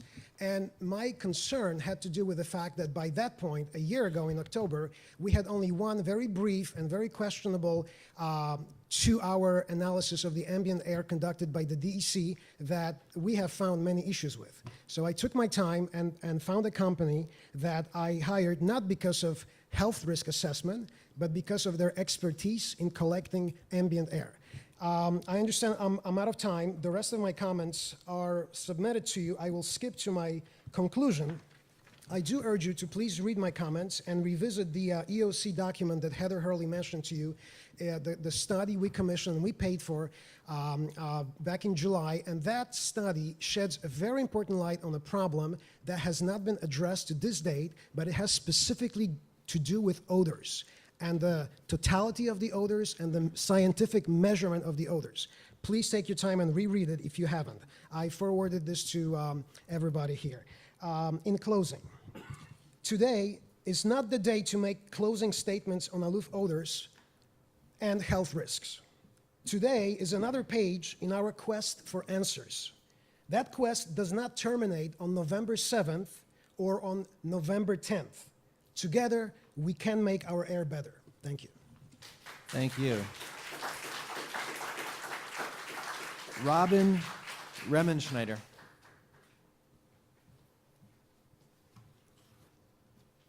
Good evening. Hi. Robin Riemenschneider, Pearl River, New York. On Monday, October 9th, Columbus Day, early in the morning, I watched 50-foot trees get hacked down in a quick, almost effortless stroke. Within hours, dozens upon dozens of trees were gone. Within days, hundreds were gone. What took years to grow were gone just like that. To witness this firsthand was devastating, to say the least. They say this is life, this has been approved, they say what's done is done. But I think about the ethical responsibility we have as a community, the moral responsibility developers have to be good neighbors, and the responsibility our elected and appointed officials swore to honor. What happened to this beautiful forest simply does not align with our values as a community. To the developer, here are the issues that I am witnessing firsthand. Work began on a federal holiday when all town buildings were closed. Therefore, any day one questions in the neighborhood may have had in regards to safety and compliance could not be addressed. For me, this appears to show a lack of transparency. Number 2, dust. During construction, the developer is obligated to minimize dust and debris. This is not being done at all. They are not watering down the site to prevent dust, which is now in abundance, along with a permanent dust cloud over the site, covering my house, my car, and my children's playground. Number 3, guarding during construction. The contractor is obligated to place guards around all nearby trees to prevent damage to them. This was not done. Temporary fencing was installed days after the start of demolition. In fact, I personally witnessed construction crews illegally parking their vehicles on a residential street, blocking the road and creating a driving hazard, trespassing across the train tracks, dangerously walking down and up a 10-foot ditch with yards of rolled up fencing in their hand. If the construction crew is already demonstrating unsafe work practices 10 days in, what are we to expect for the entirety of this project? Number 4, according to final site plan conditions, trees designated to be preserved should be marked conspicuously on all sides. This was not done, being I live so close to the site. I can safely see that there have been no markings made to the trees to be preserved. If site plan conditions are already being sidelined at the 2-week mark of the project, what other conditions will be modified or be considered discretionary? To my town officials, at this point, the only positive note I can think of is that we need to use this travesty as a learning lesson. A town board should be representative of the people it is serving, and I am not fully sure this is what we have here. To represent the people you serve, to me, would mean looking each other eye to eye, communicating productively, and showing mutual respect. And finally, to my community and my neighbors, thank you for fighting the good fight and for standing up for what is right. Your spirit is inspiring. Thank you. Amy Ball, is Amy here?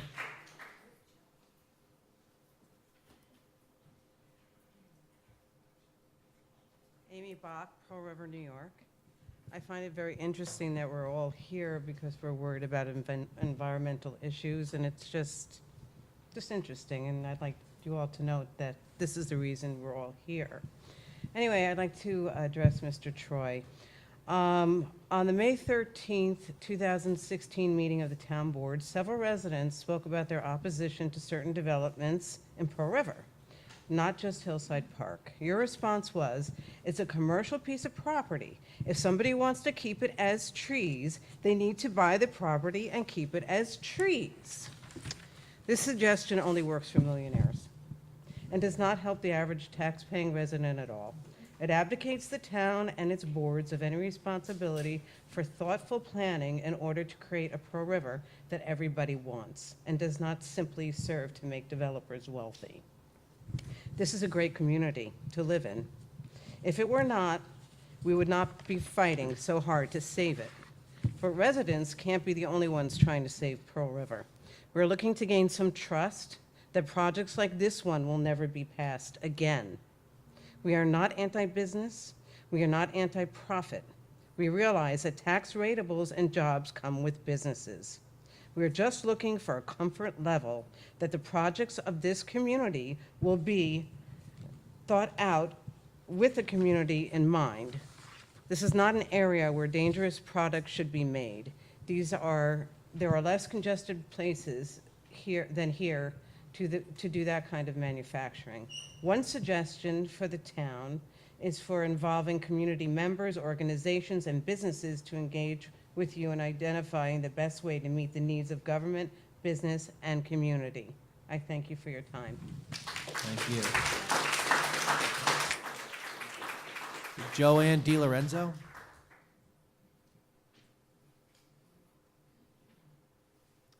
Good evening. I'm Joanne DiLorenzo from Pearl River. So I have a photograph here. I'm here to make some comments about Hillside. So why is a warehouse and storage important for this town? This photo on the top was taken October 20, 2016, and the photo on the bottom was taken October 27th of this year. Can anyone on this board honestly say that storage units and a warehouse in this space are better for the town than the trees that were there? What measurable improvement does this bring to the town? Does it make Pearl River more aesthetically pleasing?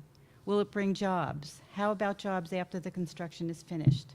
What tax breaks will the community get from having this facility? How about property taxes when the property is sold and tax incentives are given to bring new owners into the town? Is this construction safe? Is the project safe? Is this the first impression that Pearl River wants to make to the rest of Rockland County and Bergen County? Does this town and these boards and the boards appointed by the town council have any consideration for urban planning?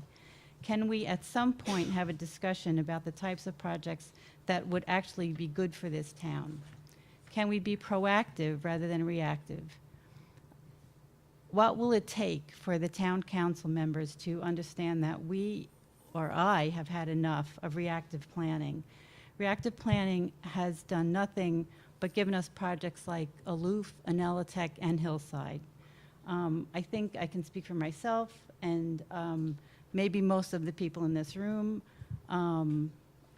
I've had it with private loyalties and at the expense of us, your constituents.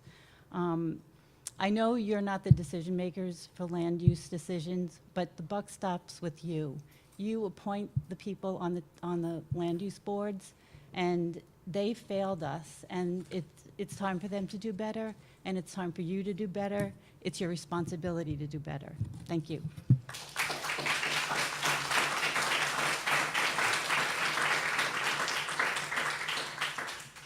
Maria Jose Romero.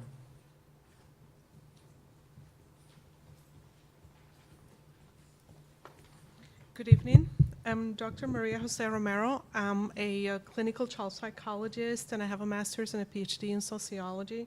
30 years of experience in program evaluation and policy analysis in early childhood and elementary education, and more recently in higher education. I spent a number of years conducting research on chronic school absenteeism, and this research informed New York State's policy on educational neglect. One of the findings of my research was on the role of children's health, specifically chronic health conditions, in their relation to school absence.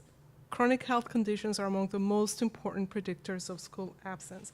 And the single most important predictor is asthma and other respiratory problems. Asthma results in unnecessary visits to the emergency room, large number of days of school missed, tremendous amount of health expenditures, but it also has a spillover effects on the life of the parents and the parents' ability to go to work. It has spillover effect in the life in the classroom and in classroom instruction, because when kids skip school, then the next day teachers have to reorganize and then catch up, and it has an impact on the learning that other kids can have. Air quality emerges in the research as the strongest predictor of asthma episodes among children. There is strong research showing how variations in air quality are associated to asthma attacks and in turn are associated to chronic absence. We can even predict fairly accurately when kids will skip school, simply based on data and variations on variations in the quality of the air. We also know that the highest incidence of asthma takes place among children who live in close proximity to industrial zones. So I urge this town board and the community not to take the data that were collected in this report lightly. The research suggests very clearly that the negative impact of air quality on children takes place at levels that are far lower than what is established by EPA standards. Okay? The methods followed in this research are very serious, very rigorous, very sophisticated. There are statistical techniques used that allow us to exclude factors that may impact on the results that we don't even know of. So there are very serious people in many universities across the United States looking at this research. I'm particularly concerned about how the risk assessment downplays the role of acrolein, a known substance to cause serious respiratory problems, particularly in children.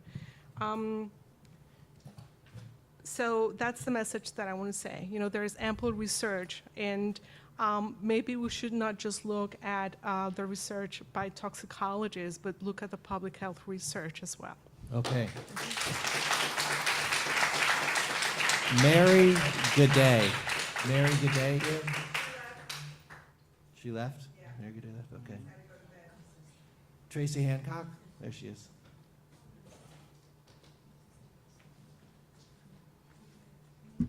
Hi, Tracy Hancock, Pearl River, and I have a quick story for you.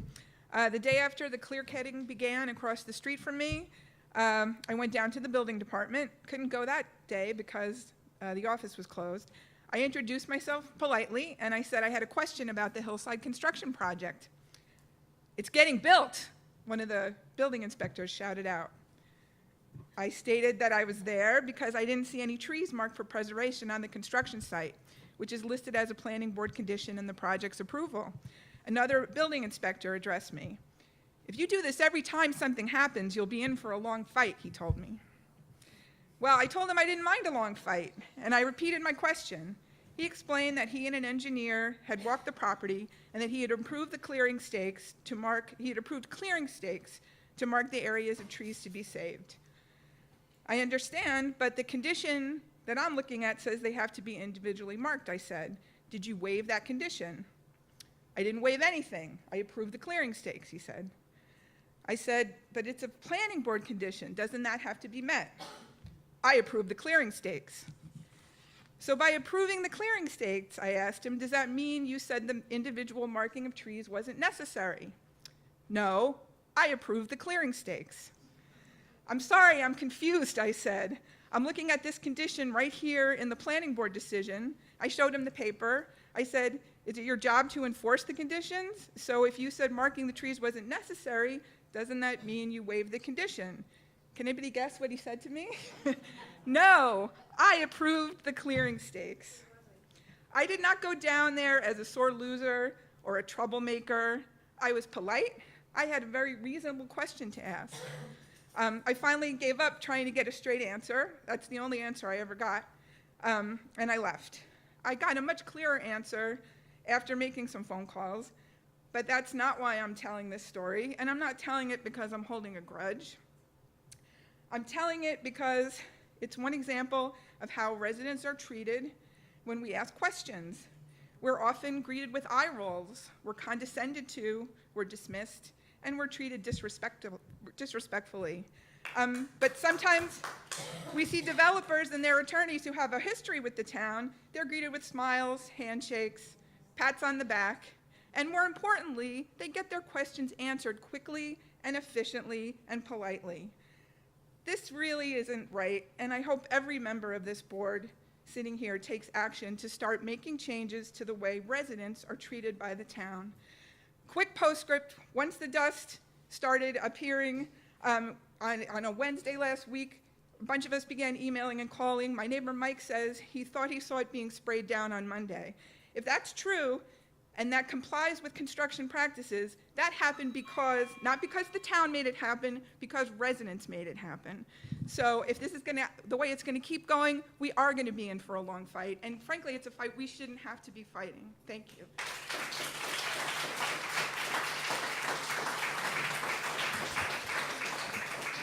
Tanya Whittick.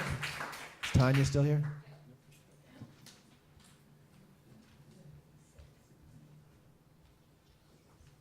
Good evening, Board. I'm Tanya Wittek from Tapan. And first of all, I'd like to thank the Town Board for sharing the initial phase of the air testing with the community along with this risk assessment. I realize that it must have been a tremendous rush to prepare a risk assessment so quickly. Thank you for organizing the conference call with Dr. Vetrano and allowing the community to submit questions. This has all been moving very quickly, and the public is, and it's kind of difficult to keep up with all the information that's coming at us. But I think that's a really positive thing. This is the beginning of the collection of data, which is very valuable for this community to improve our air quality, because I believe it can be improved. When we're talking about comparing it with, we don't know what we're comparing it with, but New York City, GWB, I think that we can do better than this. I really believe that. That's why I'm here. Hopefully there'll be a sudden improvement in the odors from Aloof this month. Even if this is the case, this is such an important time for our town as we reflect on how a situation like the one at Aloof happened and how we can prevent this from ever happening again. The ongoing issues at Aloof address problems which are much larger than the fine structures, although that is important. I want to reiterate that the New York State DEC Air Pollution Control Engineer, George Swikert, who's responsible for Aloof, is also responsible for overseeing 7 counties in New York State.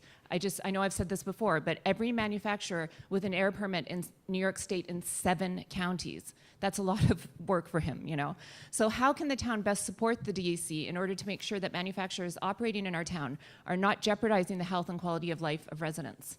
So I would like to address the position of the public health engineer. I realize that the town board approved this in the budget for this year, and I appreciate that. However, the fact that it was so difficult to find a qualified applicant is concerning. So I'd like to know what the status of this is, and if this position will be restructured in terms of the job description and the salary so that it will attract a senior level engineer. The search for this position must be wide, and the job must be posted on as many online job sites and relevant engineering sites as possible. Our town is beautiful, and there have been efforts in the town to set back ugly manufacturers from the street and hide them behind trees, but they cannot be forgotten. We desperately need a highly skilled engineer who's able to understand and assess not only the new manufacturers who are eyeing Orangetown as a place to call home, but also to help regulate the existing manufacturers.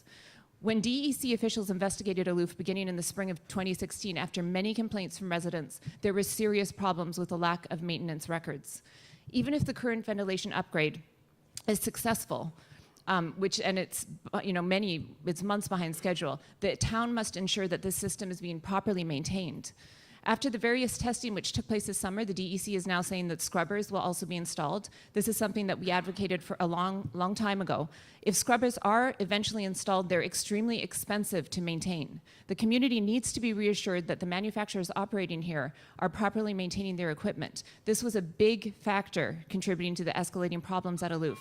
It must be up to the town to work together with the DEC, otherwise the public's health and quality of life will be jeopardized. So, thank you. Thank you, Tanya.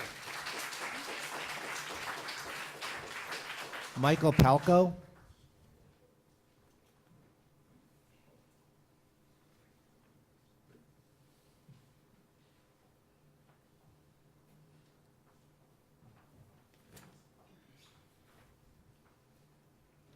Mike Palco, Pearl River. I've been following the progress of the hillside property as it goes down. The people seem to have started taking it out from the middle, and as the weeks went on, they kept closing up closer and closer to the Railroad Avenue boundary. And then on Saturday, when the town was closed, they came back and took a few very large trees right off the boundary. Over that time period, the breezes that we used to have blocked by all those trees were getting stronger and stronger, and now the sun is coming in our windows instead of until 2 or 3 in the afternoon, coming until 6 or 7 at night. So what I believe is going to happen is that this winter we're going to have a lot colder, a lot more wind chill, and it's going to be more dangerous for people. And also the town is going to have to spend a lot more time because the snow is probably going to drift a lot more. And not only that, but the sound pollution, the light pollution, it's all getting extremely bad. I think it seems like the people with the wealth and power in Orangetown have decided to increase the number of commercial ratables. They've picked Route 304 to expand northward. And the town does not seem to have any concern for the residential community. The pollution and the quality of life is definitely going to go downhill. And with all the additional pollutants being added and the possible pollutants from the storage and the warehouse facilities, will probably reduce the quality of life of everybody in that area, and probably their life expectancy, although that will probably not be a measurable number. This is like we had a tumor for the last 9 years, and the tumor metastasized in these last couple of weeks and took out the hillside property. And if the quality of life deteriorates over the next 10 or 15 years, it'll start with Railroad Avenue and it'll progress up to North Main Street, and we're gonna find out that that part of town, which has all of the pavers and the landscapers and the people with low incomes, the senior citizens who are on fixed incomes, and we even have police and firemen living in that community, and this is going to be a downhill drive for Pearl River and for the community. I would really like to see this stopped, even though I don't know how, and have that property turned into maybe a people park, a dog park, and replace most of those trees so the animals can can go back to living in the woods instead of in our backyards. Thank you. Thank you, sir. Karen Young? Karen?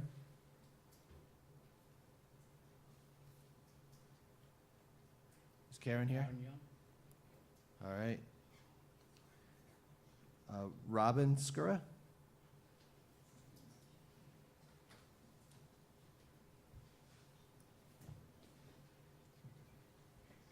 Hi, I live at 42 Yale Terrace in Blauvelt. I'm right around the corner from Cottage Lane and Murphy Court, and I can tell you that the smell is horrifying. Doesn't matter if it's morning, noon, in the middle of the night. Last year I sat here and had to shut my mouth as I listened to Mr. Brenner just deny all the issues and just say, oh, we just need a little more time to get everything resolved. It's been a year, nothing is resolved. Speaking of time, on October 30th, 2015, my 51-year-old brother that grew up at 38 Yale and lived at 568 and 570 Route 303 was diagnosed with esophageal cancer. A young, healthy white male, non-smoker, non-drinker. He wanted more time as well. He wasn't allowed to have it. We buried him on August 24th, 2016. This community is in desperate need for a health study. Esophageal cancer is rare, but I'm telling you, I know 4 people, 3 of whom have passed away already. It's on the rise in our community.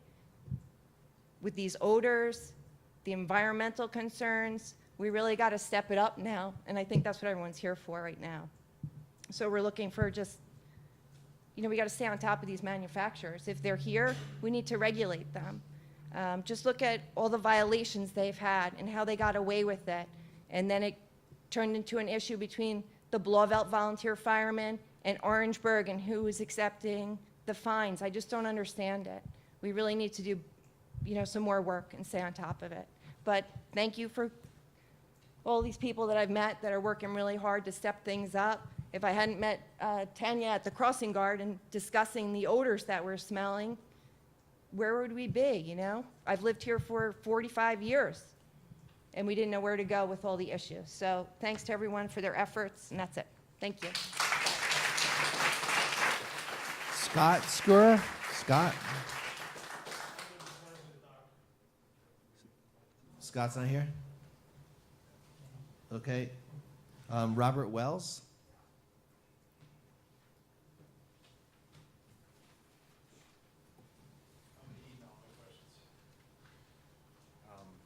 I don't have the organization and prepared statement that all these people had, but first I just wanted to thank the board, because I do think you guys do a lot of great things in this community, so thank you. I wanted to first address the Hillside project.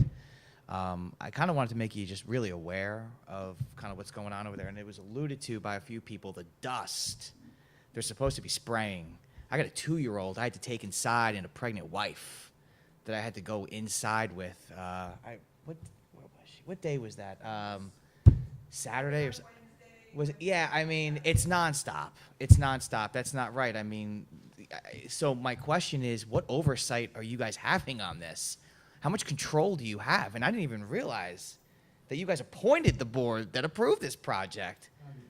I mean, I see your sign, Troy Devaney, it's election year. I played in your golf tournament. I've supported you. I'm really going to rethink that now. I got to tell you. I see your son at the pool. I see you at the pool. I think you guys are great people. I think you're nice individuals, but I think your perception of things is just way off on certain issues, this being one of them. So, I think when it comes time to pull the lever, people are going to speak, and you may keep your job for a few more years, but that number's going to grow. You keep doing things like this in this town. As far as the study, I have no clue what's going on with the Loof. I'm kind of like, new to this whole thing. But I'm going to tell you, I am a doctor, and I'm going to tell you right now that study, I don't know who that woman, I don't know who funded it, but 5 days? You guys have to be kidding me. You're putting lipstick on a pig. And I heard Mr. Valentine, I think, ask the doctor, I'm paraphrasing, I live in Blauvelt, I have my kids, my grandkids, is this safe, right? And that was your question. That's very scary that you asked that question because over 20 million people asked their doctor within five and a half years if Vioxx was safe, and they said yes. And that study was done over the course of years. My point is that you're asking a doctor who doesn't even have the degree to tell you if it's safe, okay, over a 5-day study when Vioxx was studied for years and it contributed to 28,000 heart attacks. Stop believing what they tell you. It's lipstick on a pig, man. You guys are smarter than this. Anyway, I'm done. I gotta go home. I'm tired.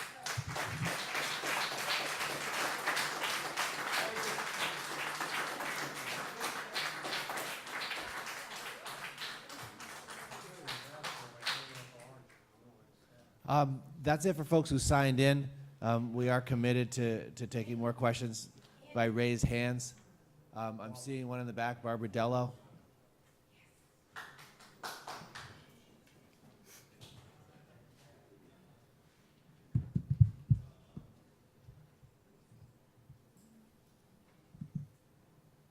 Oh, don't start my time yet. Well, you're standing there, Barbara. Go Oh, for I it. should have walked up more slowly. Well, I hope you'll be as generous with my time. Okay, I think it's coming. I had to print it off because of the long wait. First, I would like to know how much money the town has spent on the Aloof issue, and given the results of this testing, will the town get that money back from Aloof? And also whether we are exposing ourselves to any lawsuits. I would also like to make another comment. As my husband and I sip our morning coffee, he often says to me, "Why do you speak at town board meetings? Maybe you're embarrassing yourself." And perhaps he's right. I am not a high-paid lobbyist or even someone whose career has given them a lot of experience in public speaking. Still, I do it because I love this town and because I care about the people here. And I also speak for many others who feel the same way, but who may not be comfortable coming here, but talk about these issues among themselves and in the community. So the first issue I want to bring to the town's board's attention is the importance of affordability. Believe me, I like to spend money as much as anyone, but it's not always such a good idea. The town should not spend more than its residents can afford. High taxes are so hard on us all. They're especially hard on young adults and the elderly. They make it harder for young people to buy homes. They make it harder for the elderly to keep theirs. Taxes increases hurt young families too. Young families most often already burdened by big mortgages. A tax increase may mean less money for college savings or one less vacation. So I beg you to continue to weigh each new expenditure, listen to each new demand carefully to make sure that what is being asked for is really a worthwhile expenditure. Another important issue for us and for the wider community as well is federal and state intrusion into local decision-making and the subsequent loss of local control. Local control is hugely important. If we lose our local decision-making, our community could end up being a very, very different place. I know that right now, both Albany and Washington are pushing really hard for implementation of government community planning models, cookie-cutter style communities, and sustainable mandates. And what's important to know is that none of these models look much like our current town. I did some research on this, and it's worth the read both for the goals that they would like communities to embrace and the pressure our federal government wants to exert on communities to participate in these goals. Can you finish up, please? I will, but please, you've got to be as generous to me as you were to others. So I ask you to continue to be vigilant and to hold the line both on tax increases and to defend wholeheartedly the principle of local control for our community. I know these things are not exciting issues, but these things are really important to our lives. So I speak because, like many of our neighbors and friends, we know that we have something very special here, and I think we all felt that, and we don't want to lose it. And I hope we all appreciate this town, enjoy it together, and work diligently to keep this a beautiful community. Thank you. Hands up. Way in the back with the red shirt. We haven't heard from you yet.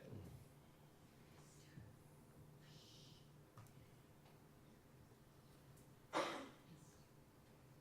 you doing? Ira Steinberg, 10 Murphy Court. I appreciate that the town conducted the air quality study. I'd appreciate if Aloof had contributed to paying for the study as opposed to just our tax dollars paying for the study. And second point, I just want to quickly add, I appreciate that you guys on the board hopefully can recommend to the ZBA an architect's review in 2 weeks when Aloof has their project on the board and on the docket for 2 weeks, when they plan on getting approval for a new factory, that you guys recommend that they don't get granted any variances. Thank you. Thank you.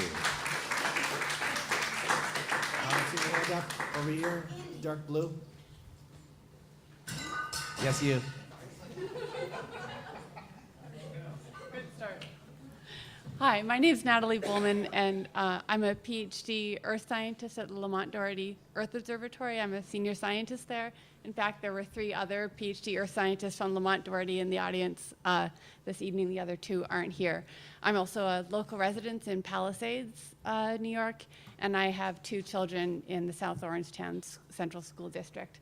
I just had a question for you guys. How many people felt that it was easy to follow the report that that Karen gave earlier today? Did you guys follow everything she was saying? Natalie, if you could just, we're not, you're asking a question or making Okay. a comment to the town board. Okay. It's an interesting question, but you're not conducting Okay. a Q&A with Okay. the audience right So now. my comment is, I found it really hard to follow what she was saying. And when I heard today that she was going to be presenting scientific information, I was expecting to see a PowerPoint presentation, some visuals.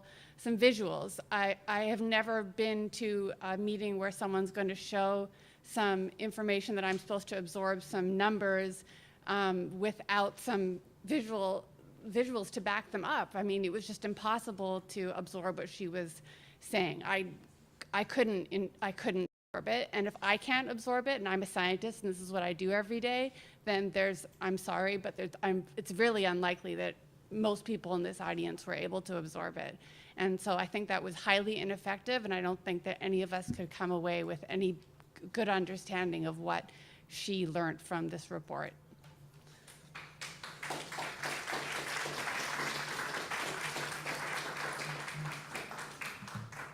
Any other hands up?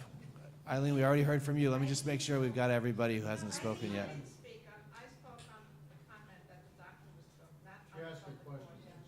Okay. You know, we want you to speak, so go ahead.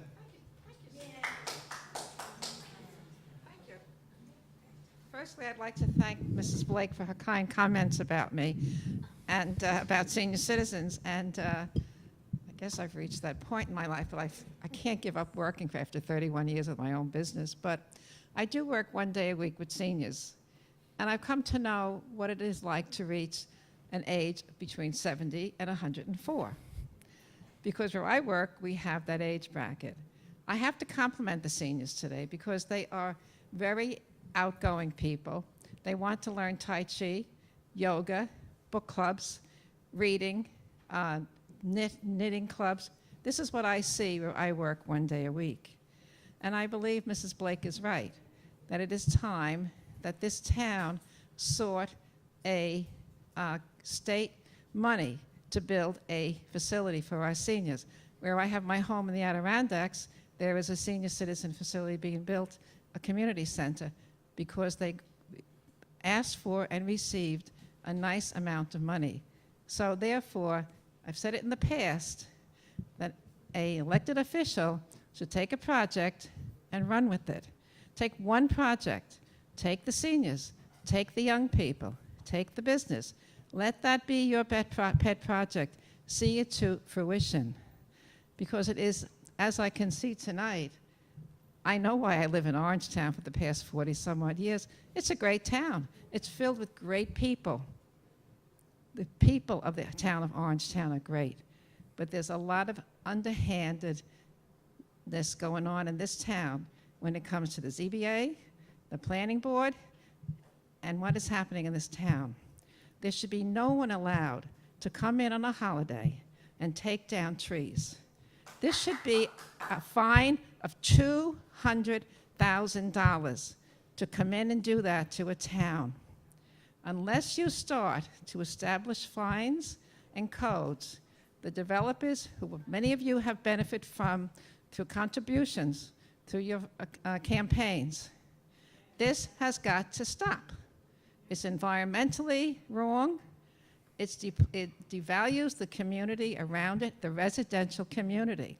Keep in mind that any commercial development in this town only benefits the commercial base. It does not benefit a residential base. That is what is true. So we can have all the, in Eamon Lane, God bless him, an Irishman out from Ireland, he's done well. Let me ask you something, Mr. Lane.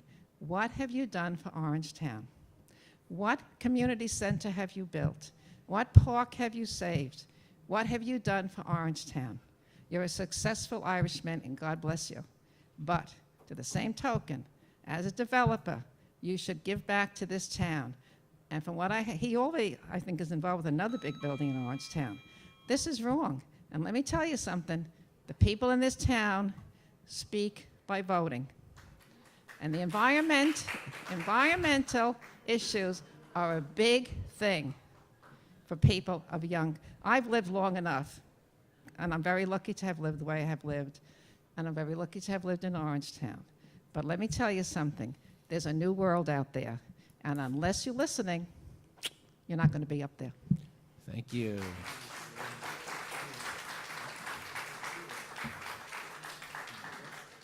We've certainly got an earful tonight. I'm looking for hands. I'm not seeing any hands. I do have a hand.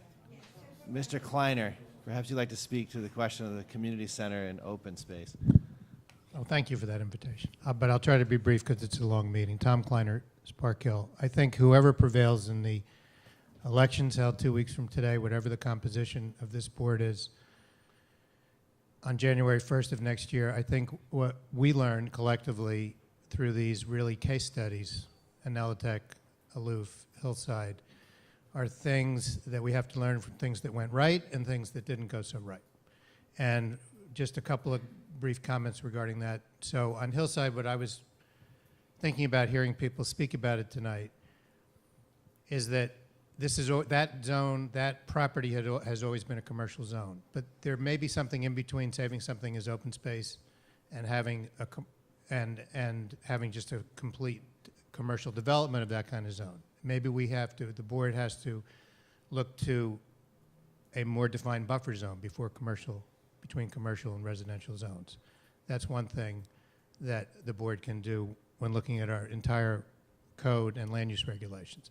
And with regard to Aloof, I just had sort of a rhetorical question, which is, if residents are smelling plastic being burned, is there really any other question? Whether a scientist or a health engineer says that's noxious fumes, whether that's a health risk, you're not supposed to breathe burning plastic and smell it. If you smell it, this issue is not yet completed. But on the positive side, let me just, because it hasn't really, I don't think it's been raised today. I missed the first couple of minutes of this meeting, but the supervisor and his administration and the board have done an incredible, really had an incredible accomplishment with J.P. Morgan Chase, occupying 60 of the most difficult acres of Rockland Psych. And this was a process that went back many, many years.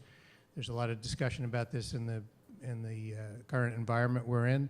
But I just want to remind everybody, and something I didn't even remember until I was looking back at our history, that this was not a slam dunk to buy this property. We had to convince the residents of this town to pass a referendum to allow us to do it. And we had strong opposition, some of the same opposition that you heard tonight in terms of the powerful forces of this town opposed that. And fortunately, we were successful, and it sees its latest iteration in what you have done with regard to this data center, which then opens up the lake for preservation, Lake Tapan. So for all of these issues, I will end on a political, but not a partisan, but a political note, and that is that those of us running for office have 2 or 3 debates. Thursday at the Tapan Firehouse at 7 o'clock, Sunday for the supervisor candidates at the JCCY in the afternoon, and finally here on Monday, October 30, for the town board and the town council candidates. Also, I believe, will be televised on 78 and 30, and we encourage everybody to come. Thank you. Thanks, Tom. Any other hands? Mr. Day.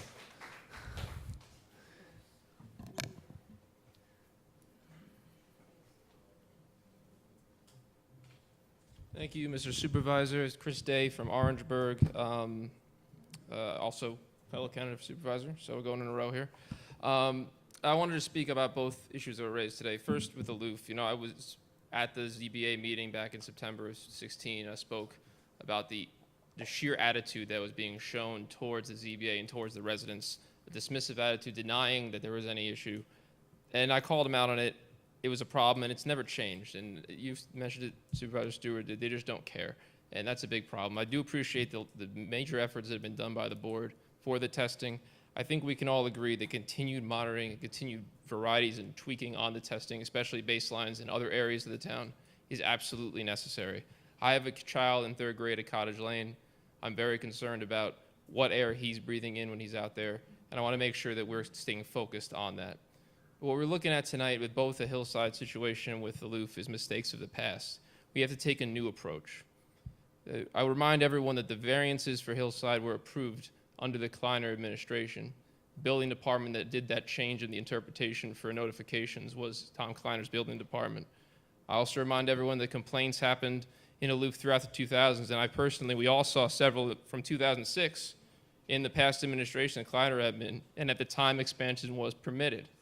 So the question I have to ask is, do we want to go backwards or forwards in terms of how we manage our code and our variances? We have to change this code so we don't need as many variances, because once they're granted, it's impossible to deny them in the future in a court case. We have to be able to make sure we can defend them completely. The ZBA shouldn't be there granting expansions, especially to a company like Aloof. But once you do these, it's very hard to say no to a commercial developer. Once Hillside was approved back then, it's hard for the town board to stop it because they set themselves up for lawsuits. And then we all know what happens with these lawsuits. You get tens of millions of dollars that the town has to pay down in taxes. Fix it first, don't fix it in the back end. I personally don't believe we need any more industrial development. I also believe that the supervisor needs to go out and actively recruit the proper ratables to this town. We need more ratables, but we need the right ones. There's a lot of areas near this town that are much more expensive than this town. There are high quality firms that people who live here would want to work at that could come in. Instead, we've taken sort of what shows up a lot of times. Luckily, we have great things like the Chase Data Center that just happened, and that was a great concerted effort in the vein that I'm talking about by all members of the board.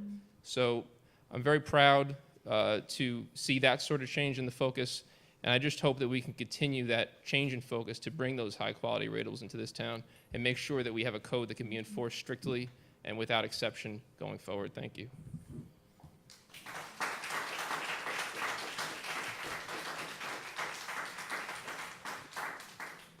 With that, I will make a motion to close the public session. Do I have a second? From Jerry Butari, all in favor, say aye. Aye. The ayes have it.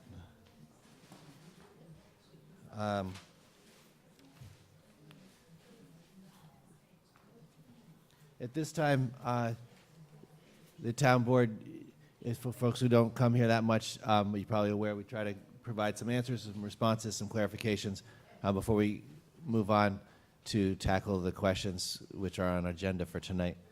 And maybe we could start off over on the right-hand side. Dennis, do you want to start? One of the things I would like Jane Slavin to talk about Hillside, what was done in Hillside. And one of the One of the prior speakers talked about me talking on May 13th. Ironically enough, I ended up watching it on YouTube today just to see what I did say on May 13th. And I still say the same thing, and I still say it's a commercial piece of property, and, you know, it's 10 years, you held it up, which is fine. And what the town did do at the time, the town did adjust the laws. It wasn't that they avoided the law, you know, it was a thing where, for whatever reason, because there was a commercial piece of property next to it, the trains, they didn't have to notify the residents. That was ridiculous. No, that was bad. But it's a thing that had to be changed, and we did change that. And we tried to adjust all along the line. In terms of what was done on the Columbus Day, the new head of the building department will address that. I will say one other thing. You know, I listened to everybody who's here. I see the frustration, particularly on Aloof. It's really a serious problem.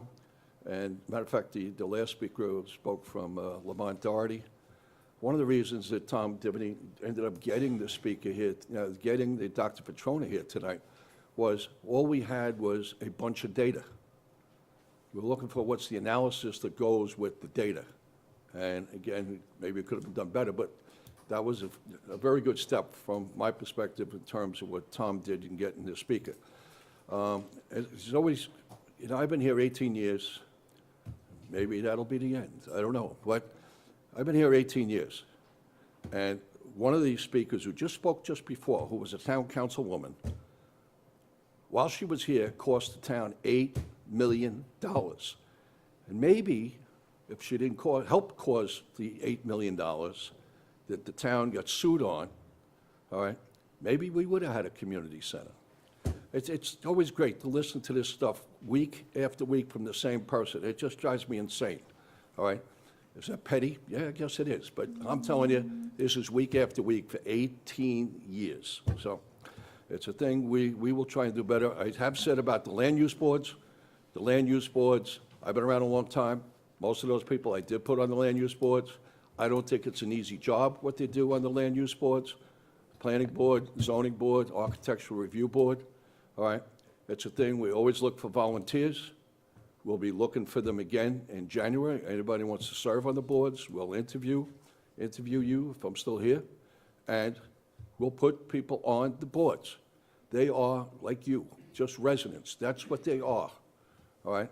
And I really believe, some people may disagree here tonight, I really believe that the people on those land use boards have protected the town. Now, you could pick Enelatech, you pick Aloof, or you can pick Hillside, all right? But if you look at the big picture of the town, in terms of how the development is in this town compared to other towns, it's not even in the ballpark. It's not even close.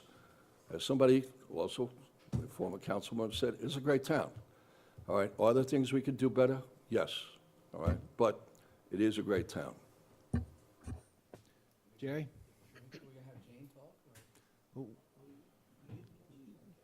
Maybe we should, you want to finish up comments, and we'll have a presentation by the building inspector. Starting off with regards to Hillside, I'm not going to stand behind and say that I've been here for 2 years and it hasn't been there before.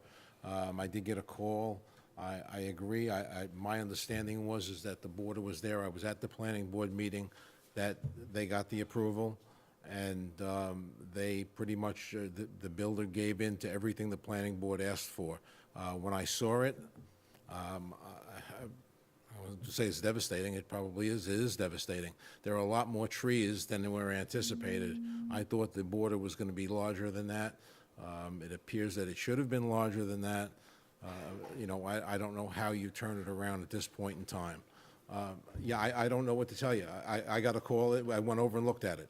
I mean, we'll see what we can do with it. We'll see if we can make, they're not going to put in those trees again. It's gone. As far as the boards, I worked for the town for 35 years. Anybody that came into my building, which was the police department, I treated as a neighbor. I think that everybody should be. I think our department heads we'll get to them, and we'll make sure that when people go, they're treated like they are neighbors.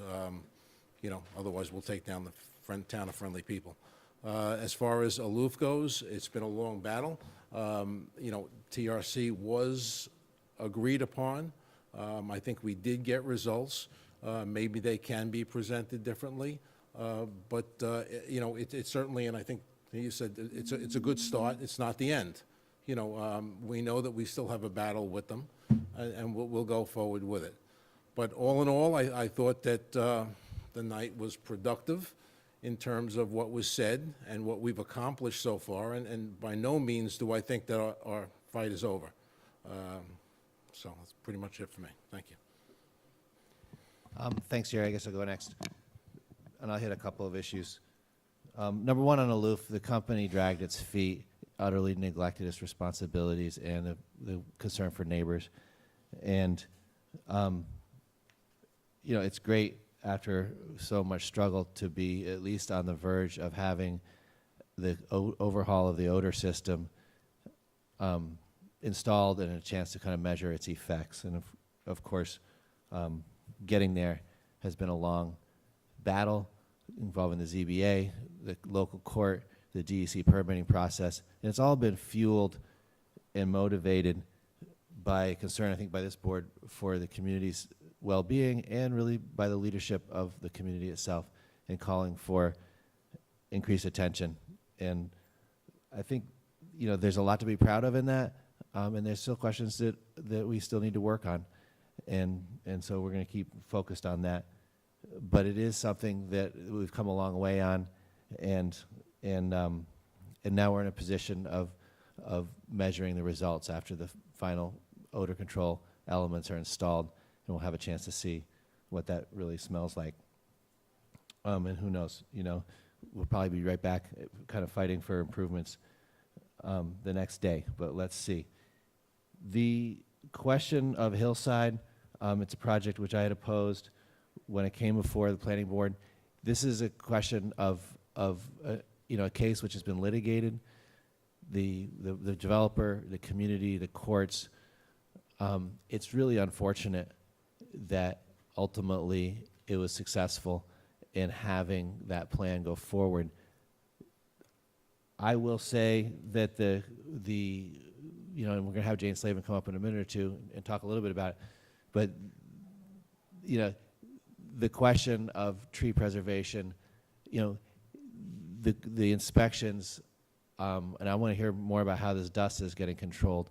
But as far as staking those lines and making sure that the areas of work are what are on the plan and not invading areas that are supposed to be preserved, I think we can have a high level of confidence that those controls are in place. The unfortunate fact is that the overall development was approved. And so now the building department's in the position of making darn sure that what is on the map is what's built and not something else. And I think they're doing a pretty good job with that, kind of chasing after those inspections and making sure they're in compliance with what they agreed to. The question of I just want to mention too, Barbara Dello, I think she left, but she speaks so thoughtfully, and I think and very, very well actually for someone who apologizes for not being an experienced public speaker. And I just want to credit her with that because I think she brings a good perspective and often a focus on seniors, which I think is really important. On that note, and for Mrs. Blake, the town needs a community center. And I think actually we've all talked about this, and it's a part of our concept for improving our park center, our parks and recreation and community center kind of planning overall. And right now, we're kind of playing around with concepts for how a community center could be fit in various locations. And it's very much a concept which I believe is alive right now, a shared use facility that has room for meetings and programs for seniors and also for other kinds of activities by other folks in town. And it's a concept which was on the table a while back when it was associated with a pool project, which ultimately was defeated by public referendum. But nonetheless, the concept of a community center with amenities for seniors, I think there's a long conversation supporting that, and that there's a way forward on that now that we've dealt with the kind of the bulk of the burden on the Rockland Psychiatric Center site. And I look forward to promoting that concept and figuring out maybe how that can be done. I just wanted to mention also that Esther keeps bringing up the streetlight project. The streetlight project is, to repeat, it's a conversion of all the existing lamps to LEDs, which will save the town hundreds of thousands of dollars a year. And you're going to see shortly, in the next month or so, the fixtures getting swapped out. And it'll happen gradually over a series of months around town. So keep a lookout for those trucks and stay in touch on that. But it's gotten to the point where we're doing final decision making and the operation's actually going to take place. And it's actually, the timing on that I think has been good, because the nature of that project was that Clarkstown was a little ahead of us on it, which was a good thing, because they were trying to figure out what kind of lights to get, and then we could go and look and see what they had. Places that already have converted LED lights, in most cases in Westchester, already owned their street lights. And so the additional process of doing cost-benefit analysis of actually buying the street lights and then converting them was what this town took on. And I just want to credit our finance team, Jeff Bensick and his folks in finance, town board obviously for supporting it and kind of querying and interrogating the cost-benefit, and our legal team for getting those contracts and agreements in place with O&R. And we're moving forward on it. It's a pretty exciting project, and it's good for the environment, and it's going to be good for public safety and lighting too, and hopefully Esther will see a difference on Route 340. So with that, I'll turn over the microphone to Tom Divany to continue responding to public questions. Okay, thanks, Andy. As far as the senior center, I've spoken with Mrs. Blake, and I think it should be in line with what Andy said. It should be a community center for seniors, for youth, for the whole entire community. And I do believe with the development at RPC, it should be tied into that development over there, either using money that we get from lots over there to develop the community center on town-owned property, or developing at the RPC property right now. But I definitely believe that we should be doing that right now. We will have monies coming in, and if we don't earmark monies for it, we'll never have that community center. The other two issues are both Aloof and Hillside, and I mean, it's kind of similar situations on different parts of town. You have residential area, you have an industrial area, and you don't have a buffer zone. You don't have a buffer zone at all. And I've spoken to Mr. Kleiner on this a number of times. It was poor planning 50, 60 years ago to allow those areas to be right next to each other. But, it doesn't excuse the fact that we've got to deal with it. You drive down Railroad Avenue, the trees, were nice to look at, a nice, buffer zone from 304. And, I emphasize that they came down, and there's really nothing, we can't turn back time. As far as it going forward, we've hired Jane, and Jane is all about codes. But, if there's dust that is not being taken care of, they should be fined. If they're not, guarding your trees, or they're not marking the trees, they should be fined. If there's cars that are illegally parked on streets, they should be fined. And they should be fined according to laws and revisions of the town code regarding fines. It's not, you're going to get fined $5,000. For corporate entities, it's $20,000 per violation per week. And if you do it again, then it goes up to $40,000. If you do it again in a certain period of time, it goes up to $60,000 per week. Part of the reason we did that is because corporations have a lot of money, business entities have a lot of money. They should be held, to a higher standard, and they should be fined more because they have more money to lose. So that's how, that would be my way of going forward. I can't go backwards, but if this company is not doing what it's supposed to be under any of the approvals, if they're violating any town laws, we gotta write them up, and they should be fined.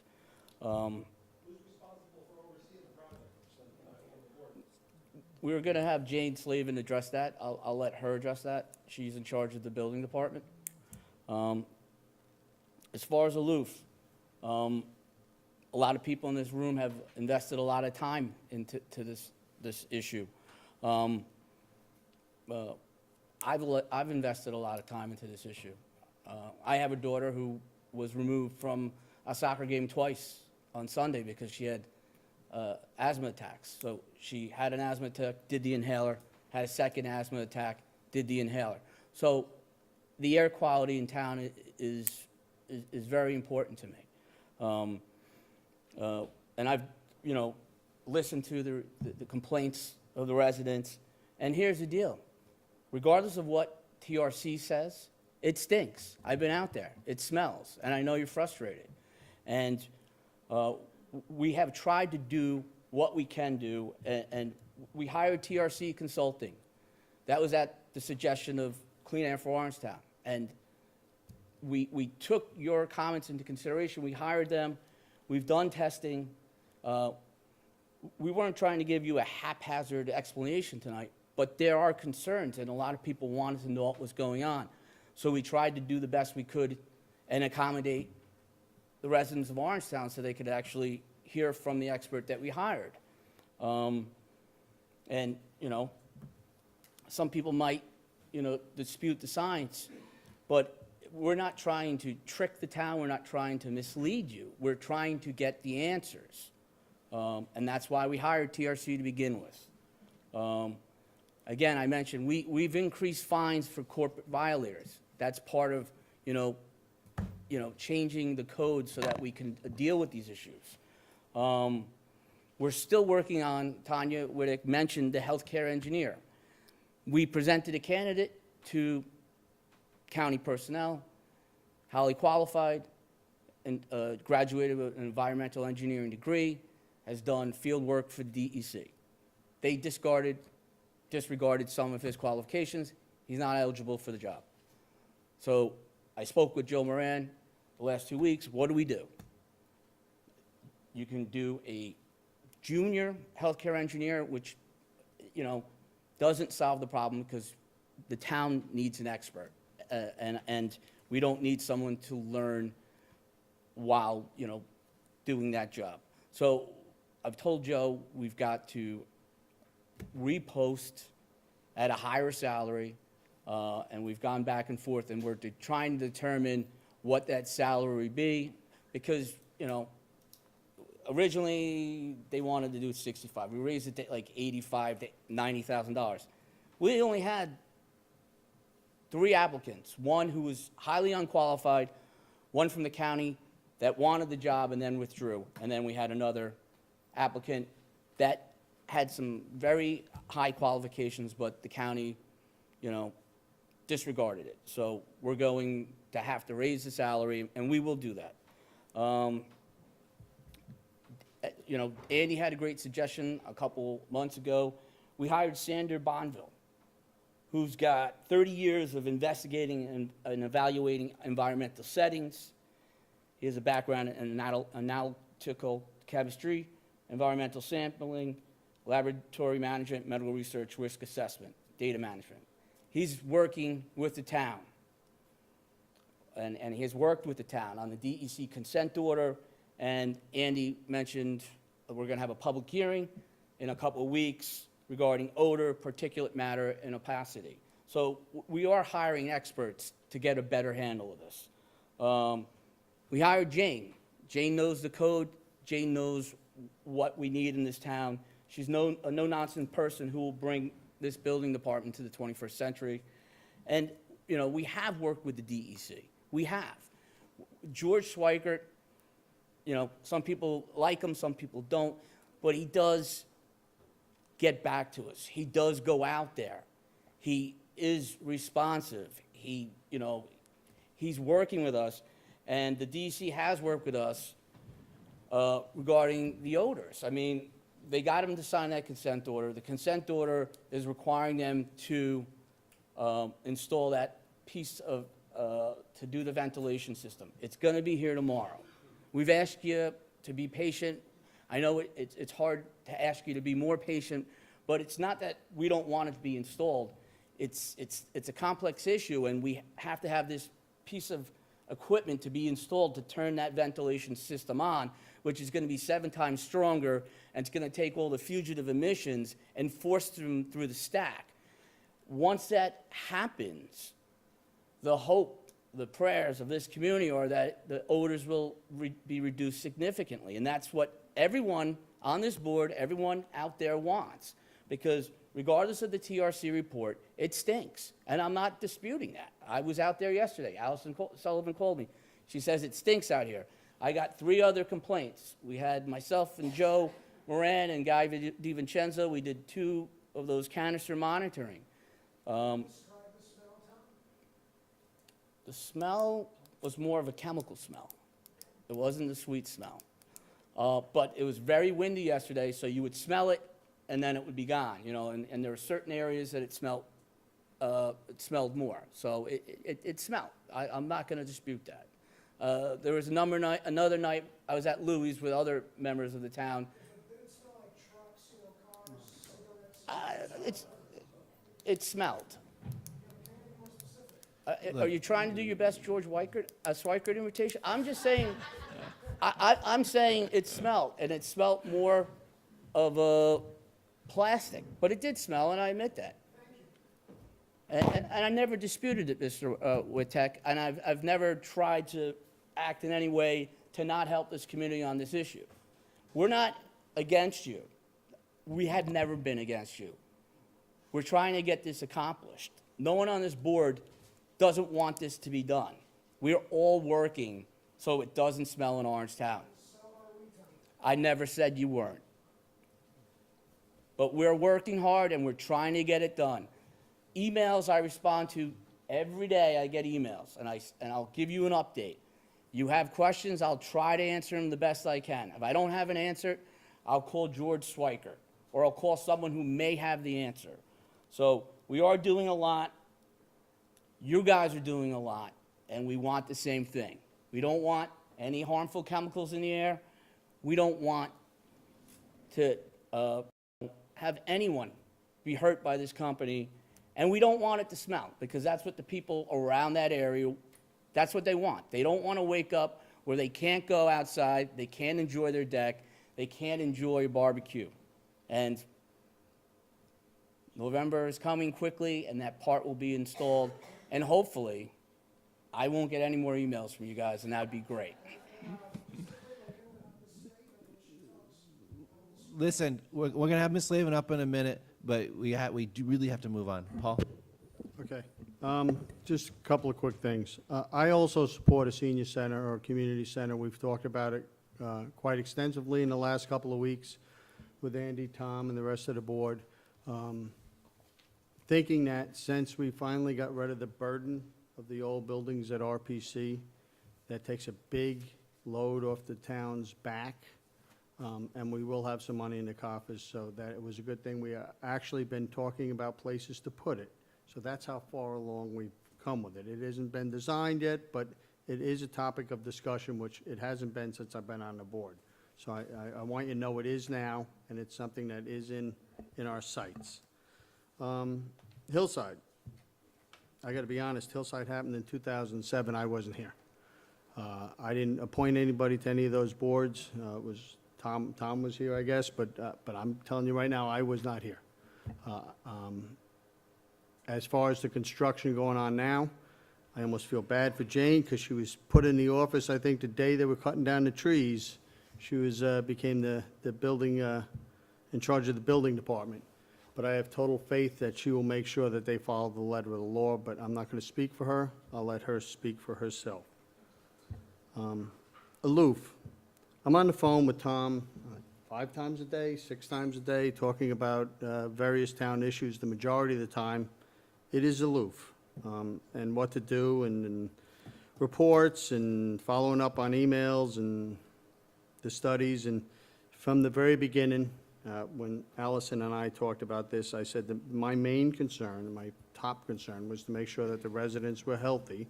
And the second one was the smells, because the smells affect our quality of life.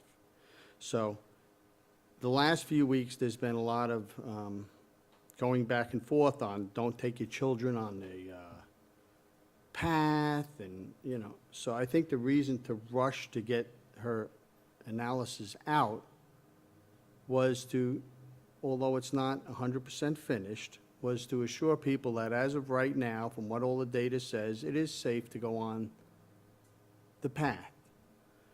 We will follow up with the second report, and the health and welfare of the community is my most important thing that I'm here for. As far as the smells, I know it seems like it's taken forever, and I agree with you. And I wish we could make things move faster in government. It's not like private, like owning your own business when I can get things done overnight if I have to. It just takes forever, and you have to go through a lot of steps, and they drag their feet, which made it take even longer. But I think we can see the finish line in sight, or at least what we're hoping to be the finish line. And if the upgrades that they installed do not remedy the situation, then we can take them back through the court system. And they won't have that hanging over our heads saying, we are putting money into the factory, because they put the money in, and it's either going to work or it's not going to work. My hope is it works, and we're all, like Tom said, having emails about different subjects. But it's not over. Even if the smells go away, we have to continually check the stack, as was said, and we have to do more testing to ensure that not only Aloof, but all of the industrial factories in our town are safe. Me and Tom have also talked about the health engineer, and I have agreed that we have to raise the salary. I mean, if you can't get a qualified candidate, there's a reason. And I don't think it's because everybody has a job in America. I think it's because it's not paying enough for a qualified engineer.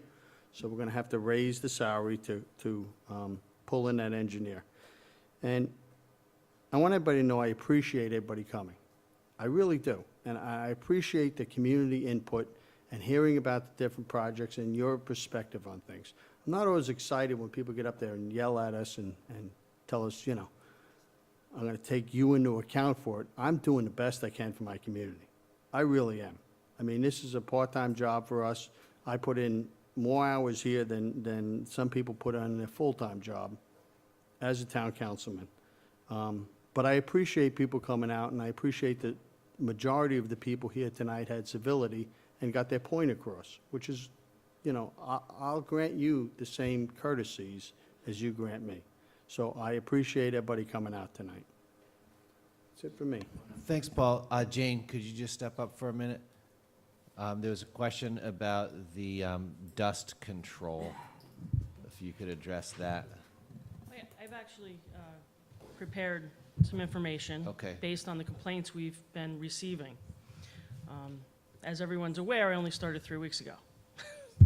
So trial by fire here. But as the review and approval of Hillside was prior to my being appointed, I really can't talk about that period. I'm not familiar with it. I can, however, address the questions that have come to our attention. One of the things is the department does not have the ability to watch that site or any site in the town 24 hours a day. There are 4 building inspectors and 2 code enforcement officers that cover a very large town, and they have multiple projects to review in-house. Everybody wants their permit yesterday. Everybody wants to get on the board on the next meeting. We have a very, very busy department, in and out constantly, lots of applications that we have to review, process, either deny or approve, and let other people too, not just these large projects, progress with their work within the town. The Hillside Commercial Park site plan. The final plan was approved by the Planning Board on April 27, 2016, and was adopted May 12, 2016. On October 5th, 2017, as Mr. Valentine mentioned right when I started, a pre-construction meeting was held with the DEME and the building inspector assigned to the project. It was determined that with that site meeting, which is required by the Planning Board decision, that soil erosion, the sediment control, and the clearing limit line were reviewed and found to be in compliance with the approved Planning Board site plan. A little definition of what that means. Per our town code, lot clearing limit line, which again is clearly defined on the approved plan, they show where the clearing can happen to. Anything inside that limit can be cleared. If there are specific specimen trees that the planning board or ACABOR say have to be saved, those are the ones that have to be clearly marked, not the ones outside the clearing limit line. As I'm sure a lot of people realize, on a site of that size, that would be a big feat to do, to mark the trees that have to remain. So the clearing limit line was staked, which is the standard procedure and always has been. That was reviewed and approved. Then, once that's approved, the permit was issued, and they can start construction. Is it unfortunate that he obtained his permit right before a holiday weekend? Yes, but as I just denoted by that timeline, he's been trying to get his permit for a year. I could not hold a permit. I can't do that. He met his requirements, I have to release the permit. So the permit was released and he began work. Okay, let's see. In addition, due to a lot of the complaints, I requested of the developer to put up all the orange fencing that you see. He was not required to do that. That was a lot of fencing. In fact, the first day, he bought everything that he could find in Rockland County. Ordered the next fencing and continued with that. The inspector went out and made sure it conformed to the clearing limit lines. You know, again, as far as the tree removal, he is in compliance with his approved plan. Creation of dust. It has been extremely dry.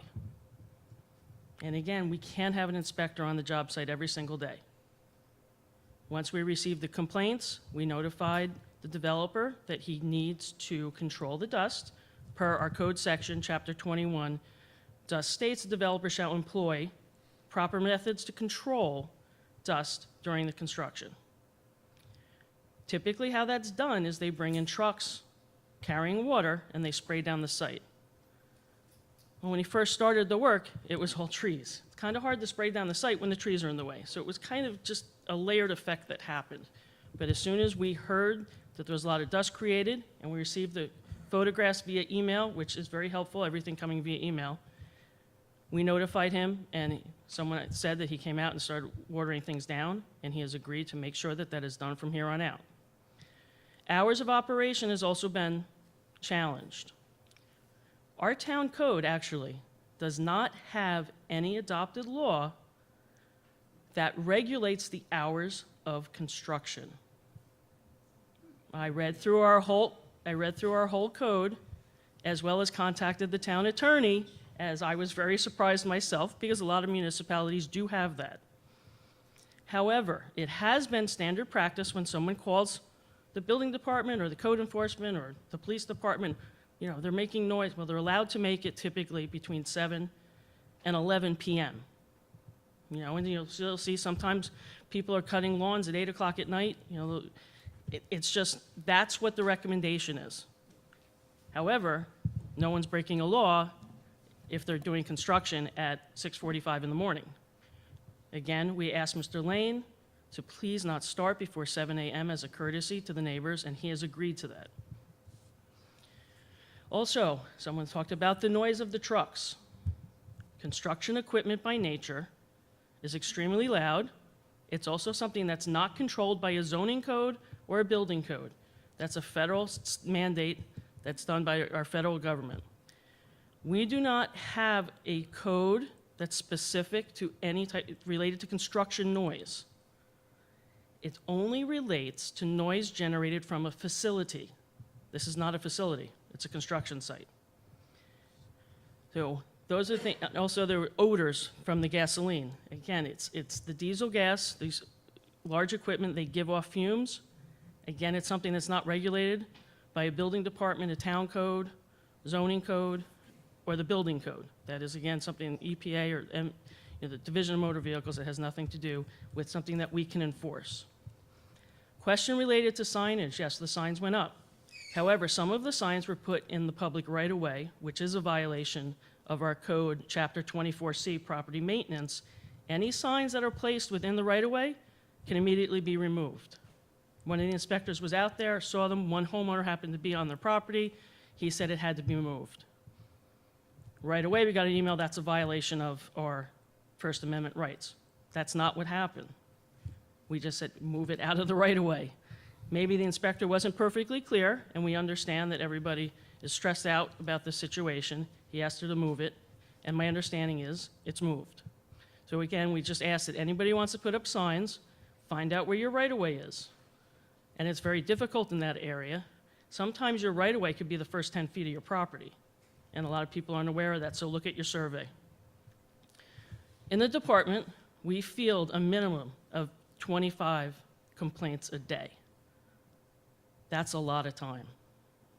I actually have to say, in the 3 weeks I've been there, I don't think I've actually done any major productive work on review of project at this point because I'm dealing with the complaints from these two big jobs, which are very important. So we're trying to facilitate a way to streamline that. So I ask that everyone send your complaints and comments or concerns to the OBZPAE website, the email. So this way, if I have 5 complaints that are all identical, I can answer it once. To sit there and go through all the messages on the phone and delete and write down phone numbers and names and then have to dial everybody back is very taxing on our department. It's taxing on the code enforcement officials too, who are dealing with other problems within the town that I know a couple of the board members have contacted us on, some houses that are in disrepair. It takes a lot of time to go through the process to get all that stuff, violation summons issued and things like that. So we ask for everyone's understanding that our department is doing what we can legally, and we'll stay on top of the Hillside project. And Mr. Lane has been extremely cooperative with our department. Thank you, Jane. Thank you for your hard work on behalf of the town for the last few weeks. Any questions? I don't know if we have any further questions. I feel like she did a thorough job of I explaining just what's have going on. one. Jane, do the building inspectors go out there regularly? How often do they go to the job site? Well, because of all the complaints, the building inspector assigned to the project has been out there almost every other day, but we are in contact with Mr. Lane basically every day at this point. Okay. Is any complaint we receive, we contact them. There's just, while you're there, Jane, and I think we are going to take a recess, but I just want to do item number 1 because you've been instrumental with this. We're setting a hearing to have on proposed amendments to our town's codes for performance standard review. These are the codes whereby the town uses its zoning code to review for compliance the possible emissions from machinery in businesses. And item number 1 refers to that, and since Jane was here, and I just want to recognize Deputy Supervisor Alan Riff for his work on this. Dennis Michaels, our town attorney, and John Edwards, our town attorney, Vicky, and also Sandra Bonville, who is, as Tom pointed out, we were hired to work on these matters. So this is and I just wanted to just describe this a little bit and have the vote so that you'd be there, and if folks need to leave. I think this is kind of the substantive question that the rest of the items on the agenda tonight are pretty much housekeeping. Not to diminish their importance, but there's a lot related to events and support for public events and so on. So the gist of this is that the town has in its code certain standards for measuring noise, odor, vibration, particulate matter emissions, i.e. smoke, and things like that. And the goal is to bring them into the 21st century. And just with this chunk, we're looking at standards. So there's questions of how they're enforced and procedures by which the ZBA reviews performance standards, somewhat of a separate question. As a starting bit of homework for our group, we just wanted to make sure that when our building department goes out to decide whether an odor issue is out of compliance or not, or whether there's too much smoke coming out of a stack, that they have tools, and that frankly, the owners of those facilities have up-to-date methods for communicating whether they're in compliance or not. And that's what the gist of this matter is. The town board members have copies of the edited town code so far is somewhat of a work in progress, and there's a couple of items which will be subject to further revision prior to our public hearing on December 5th, which is over a month away. I want to express appreciation for everybody involved in getting where we are, and we're going to make sure that we have a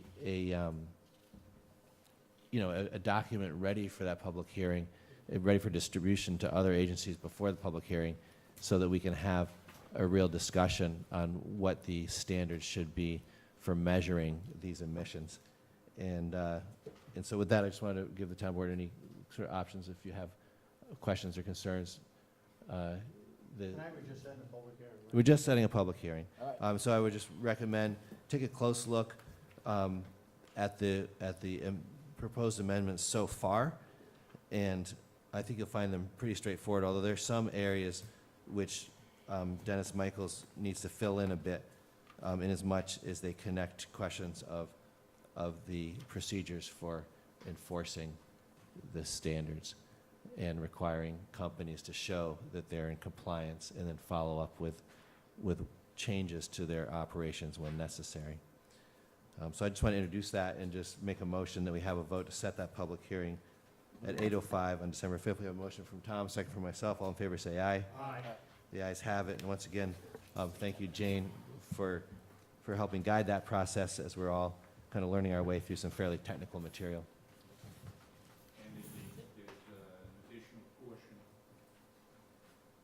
There's an additional portion of the resolution, just so the minutes are clear. You're declaring your intent to be lead agency. Oh, sorry, right. And directing the circulation to the county planning department and other involved or interested agencies. And that was in the resolution. So that's that resolution, and we just passed it. So that was an item, sort of substance. There's a lot of other stuff here that is more on the housekeeping level. And so with that, I'd just like to call a 5-minute recess, give the town board a chance to stretch their legs a bit. Folks will leave if they want to leave. Thanks so much for coming out tonight.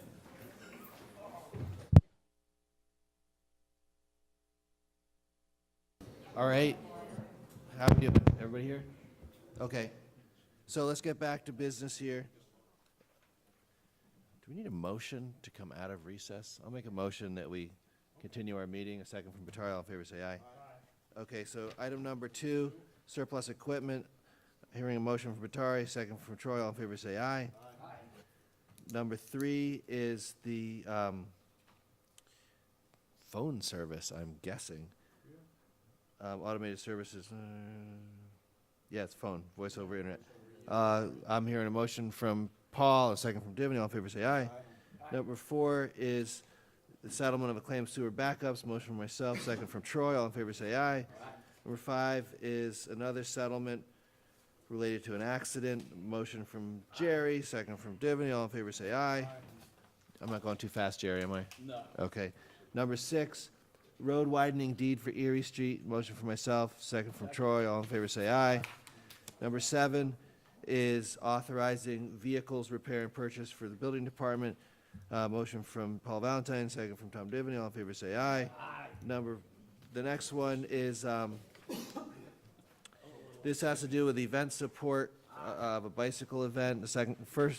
I'll make a motion for this, and a second from Jerry. And all in favor, say aye. Aye. Number 9 is Share Christmas. A motion from Troy, second from Divney. All say aye. Number 10, declaring surplus equipment of a 2006 John Deere from the Highway Department. Motion from Valentine, second from Divney. All in favor, say aye. Aye. Number 11 is showmobile for the Halloween parade. As Nyack resident, I'll make a motion for that. And here's a second from Troy. All in favor, say aye. I did for the Halloween parade from Troy. Number 12 is showmobile for Pearl River. Motion from Divney, second from Valentine. All in favor, say aye. Number 13, showmobile for Orangeburg. Motion from Batari, second from Troy. All in favor, say aye. Aye. Number 14 is the aid for a 5K Halloween run. This is retroactive. And I'll make a motion for this. Here, second from Divney. All in favor, say aye. Number 15 is the fencing for the rail trail.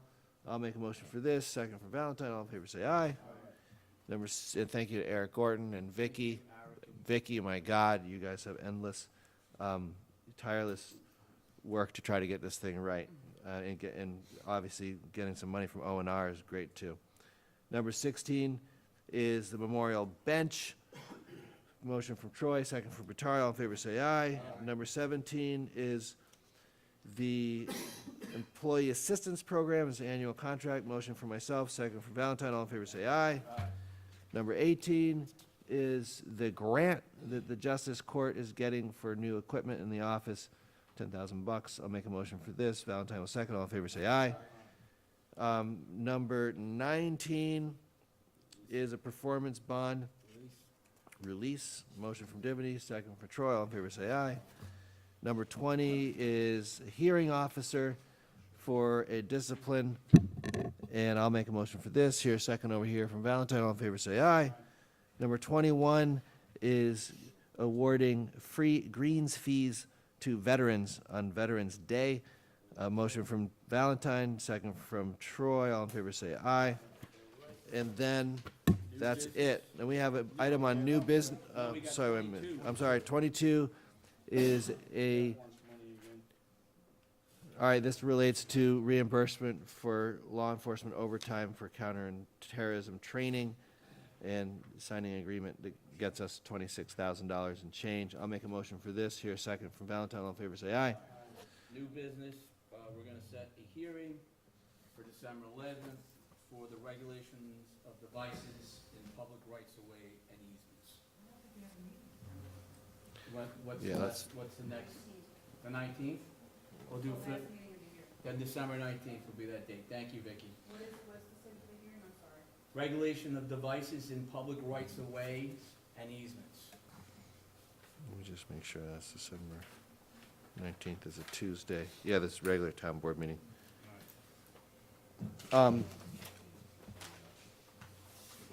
Do we need a resolution? We're still working on it. You'll get it when it's ready, but it's still, we have a draft version. We're going to have edits to it, and then we'll put it out. It's a good 2 months out, but we're not going to have board meetings for the next 2 weeks, so we want to set it now. What? 8:05? 8:05. Thank you.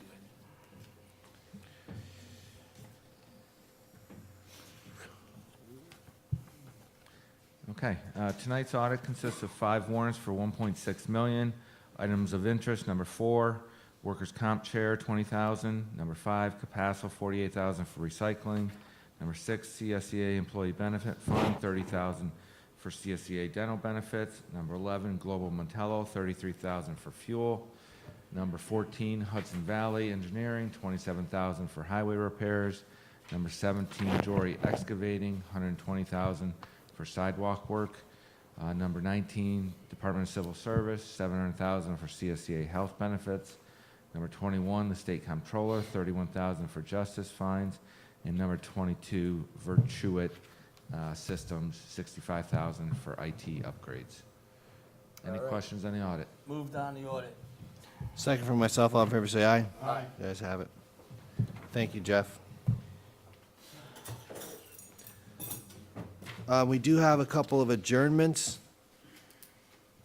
And we'll just mention some names of town residents who passed away. Sister Helen Murphy, Charles Vilbig, Elizabeth Larkin, Patricia Berry, and Kathleen Glynn, in whose memory we are making a motion to adjourn this meeting. Do I have a second from over here? Paul Valentine, all in favor say aye. Meeting's adjourned.